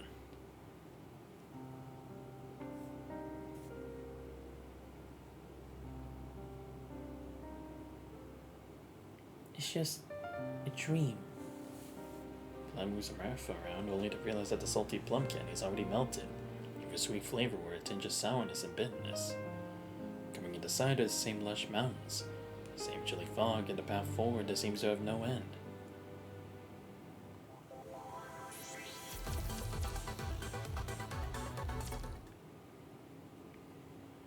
Could I do... fine, we'll do one last one. Then that'll be the end of the stream. We're here again. We're just going around in circles. Spoon crushed the pebble he placed on the eaves himself 2 hours ago. The mountain trails here sure are more complicated than they seem. Your friend might be lost as we are now on this mountain. But we haven't seen any trace of Yo-Yo for a while. Over there, Hanyu. Flying Spooner's finger, she sees it. And over on the one passage just around the cliff, silhouette of a hunched over figure. A human? We haven't met a single human since we entered this mountain. If one appears exactly when we find ourselves lost, what are the odds, huh? What do you think? This could very well be a trap set up by the cradle. But we've been going in circles on this mountain for a while without any lead. So we're gonna give it a try now, even if it's bait? You cannot get your hands on a tiger cub without entering the tiger's den. I don't quite understand that, Kellogg's saying, but alright. I'll need to talk to you. I still find it difficult to interact with humans. In the midst of the discussion, the hunchbacked old man walks straight past Spoon and Han-Ying as if he cannot see them. Sir? Oh, my apologies. My ears and eyes are failing me. I'm Miku. Nice to meet you too. Do you live on this mountain? You could say that. It's just a mountain with a tattered temple. Could you tell us what exactly happened here? Do you know anything about the cradle? And have you seen a little girl? You sure have a lot of questions. Take it easy. We're still a distance away from the top of the mountain. It wouldn't hurt to take a break here. Spooner's alarmed hearing the old man's words. Wait, how did you know we were headed to the peak? I don't suppose my guess was wrong, though. That's where people go when they visit the mountain. It's been that way since only heaven knows when. You have no reason to believe me, but I'll answer whatever questions you might have. Well, here you go, Han-Ying. I'll be hanging out around for a recon. Hit me up if you ever need anything. People from Kowloon sure have an interesting way with words. Han-Ying. That's a great name indeed. Let's see. What happened here up at the mountain exactly? We haven't run into anyone but you the entire way coming up. Well, let's just say some people showed up here uninvited. And I suppose that's the cradle. Correct. They came a few decades ago and took over the mountain temple. The mountain temple had always been here, except they showed up. I suppose the mountain temple will still be here in a few years when they're gone. You seem quite familiar with them. Well, I've learned a few things here over the years as a janitor. What I just told you, I learned them from people. Is there anyone else here? Nope, all long gone. I was just wondering if you'd ever seen a kid here, about 15 to 16 years old, wearing a white cape. I don't think that's someone I'd describe as a kid. And I suppose you've seen her then? I saw her a while back when she passed by in a rush leading a group of people. Looking like a boss carrying a giant axe and all. Pretty sure that was her, says Miku as he points at the passage just behind the cliff. And I'm sure that was her because she was just like you. Like me? Right. And that you're both trapped in the dark and throwing yourselves at fire. People are after the delusional wishes that the cradle created. The girl is after the delusional consequences the cradle left in its wake. And you're no different. But I didn't come seeking any delusion, though. Is she whom you really came looking for? Have you any idea why this mountain is called Mount Huayu? I have no idea. The mountain didn't used to go by that name. Until a little over a millennium ago when a poet by the name of Householder Cheng Wu passed away here. Legend has it that she was just passing by when she decided that this is where she was going to pass. And so the mountain was named after her. But a name is just a name. What matters is what lies beneath. Could you shed some light on that? There are things that even mankind struggles to wrap our heads around. It'd be unreasonable to ask robots to do the same. Still, be it humans or mechanoids, we're all emotional beings that belong to the world. So there will come a day when we understand things that we once struggled to understand. Strange how there isn't a single apple tree here up in this mountain, no? Fit, the man passed the apple in his hand to Han Ying.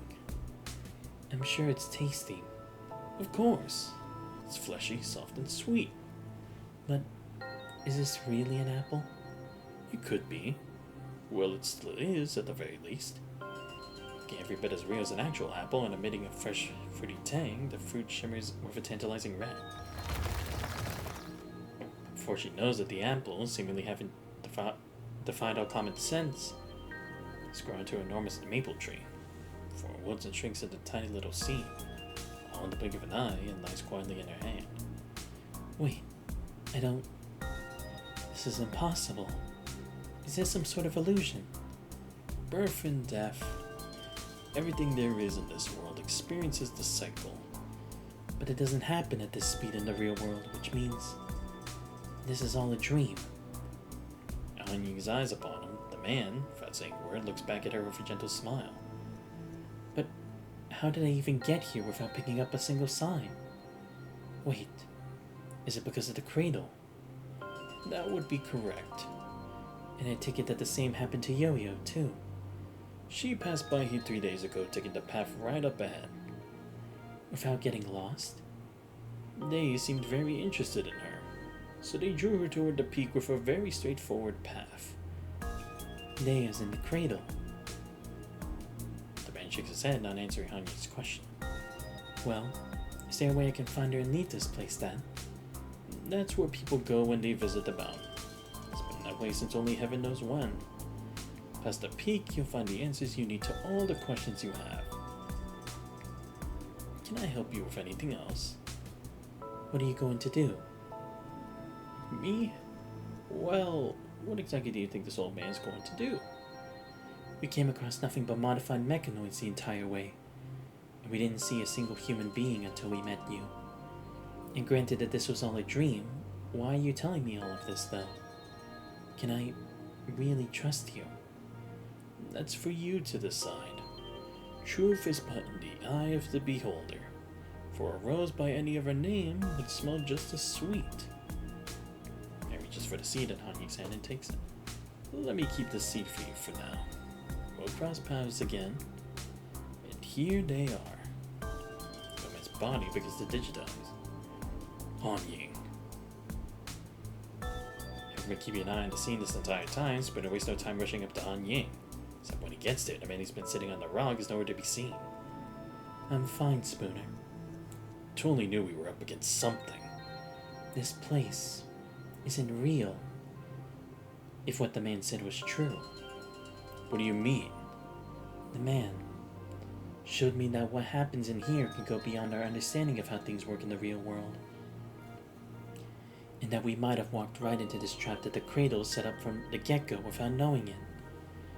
And I gather that means we're in some sort of virtual world. I know how crazy that sounds, but I think that's what's happening. There's no way to prove one way or the other, though. I mean, this entire thing has been a trap from the get-go. Then this is probably a place where reality and virtuality blend into each other, like in a dream. Does it count as a dream, though? Because theoretically speaking, mechanoids don't dream. Our neural circuit that runs on minimum power is the closest thing we have to what a human called a dream. Have you never had a dream? Never. I'd been in one myself, until Sage woke me up from it. And all those days that Yo-Yo and I spent together on the Niders seemed like a dream to me from yesterday. Mechanoids and dreaming. That's unheard of. Everything seemed real in that dream I was in. And I probably knew that it was just a dream somewhere deep down. Still, I wasn't able to wake myself up from it.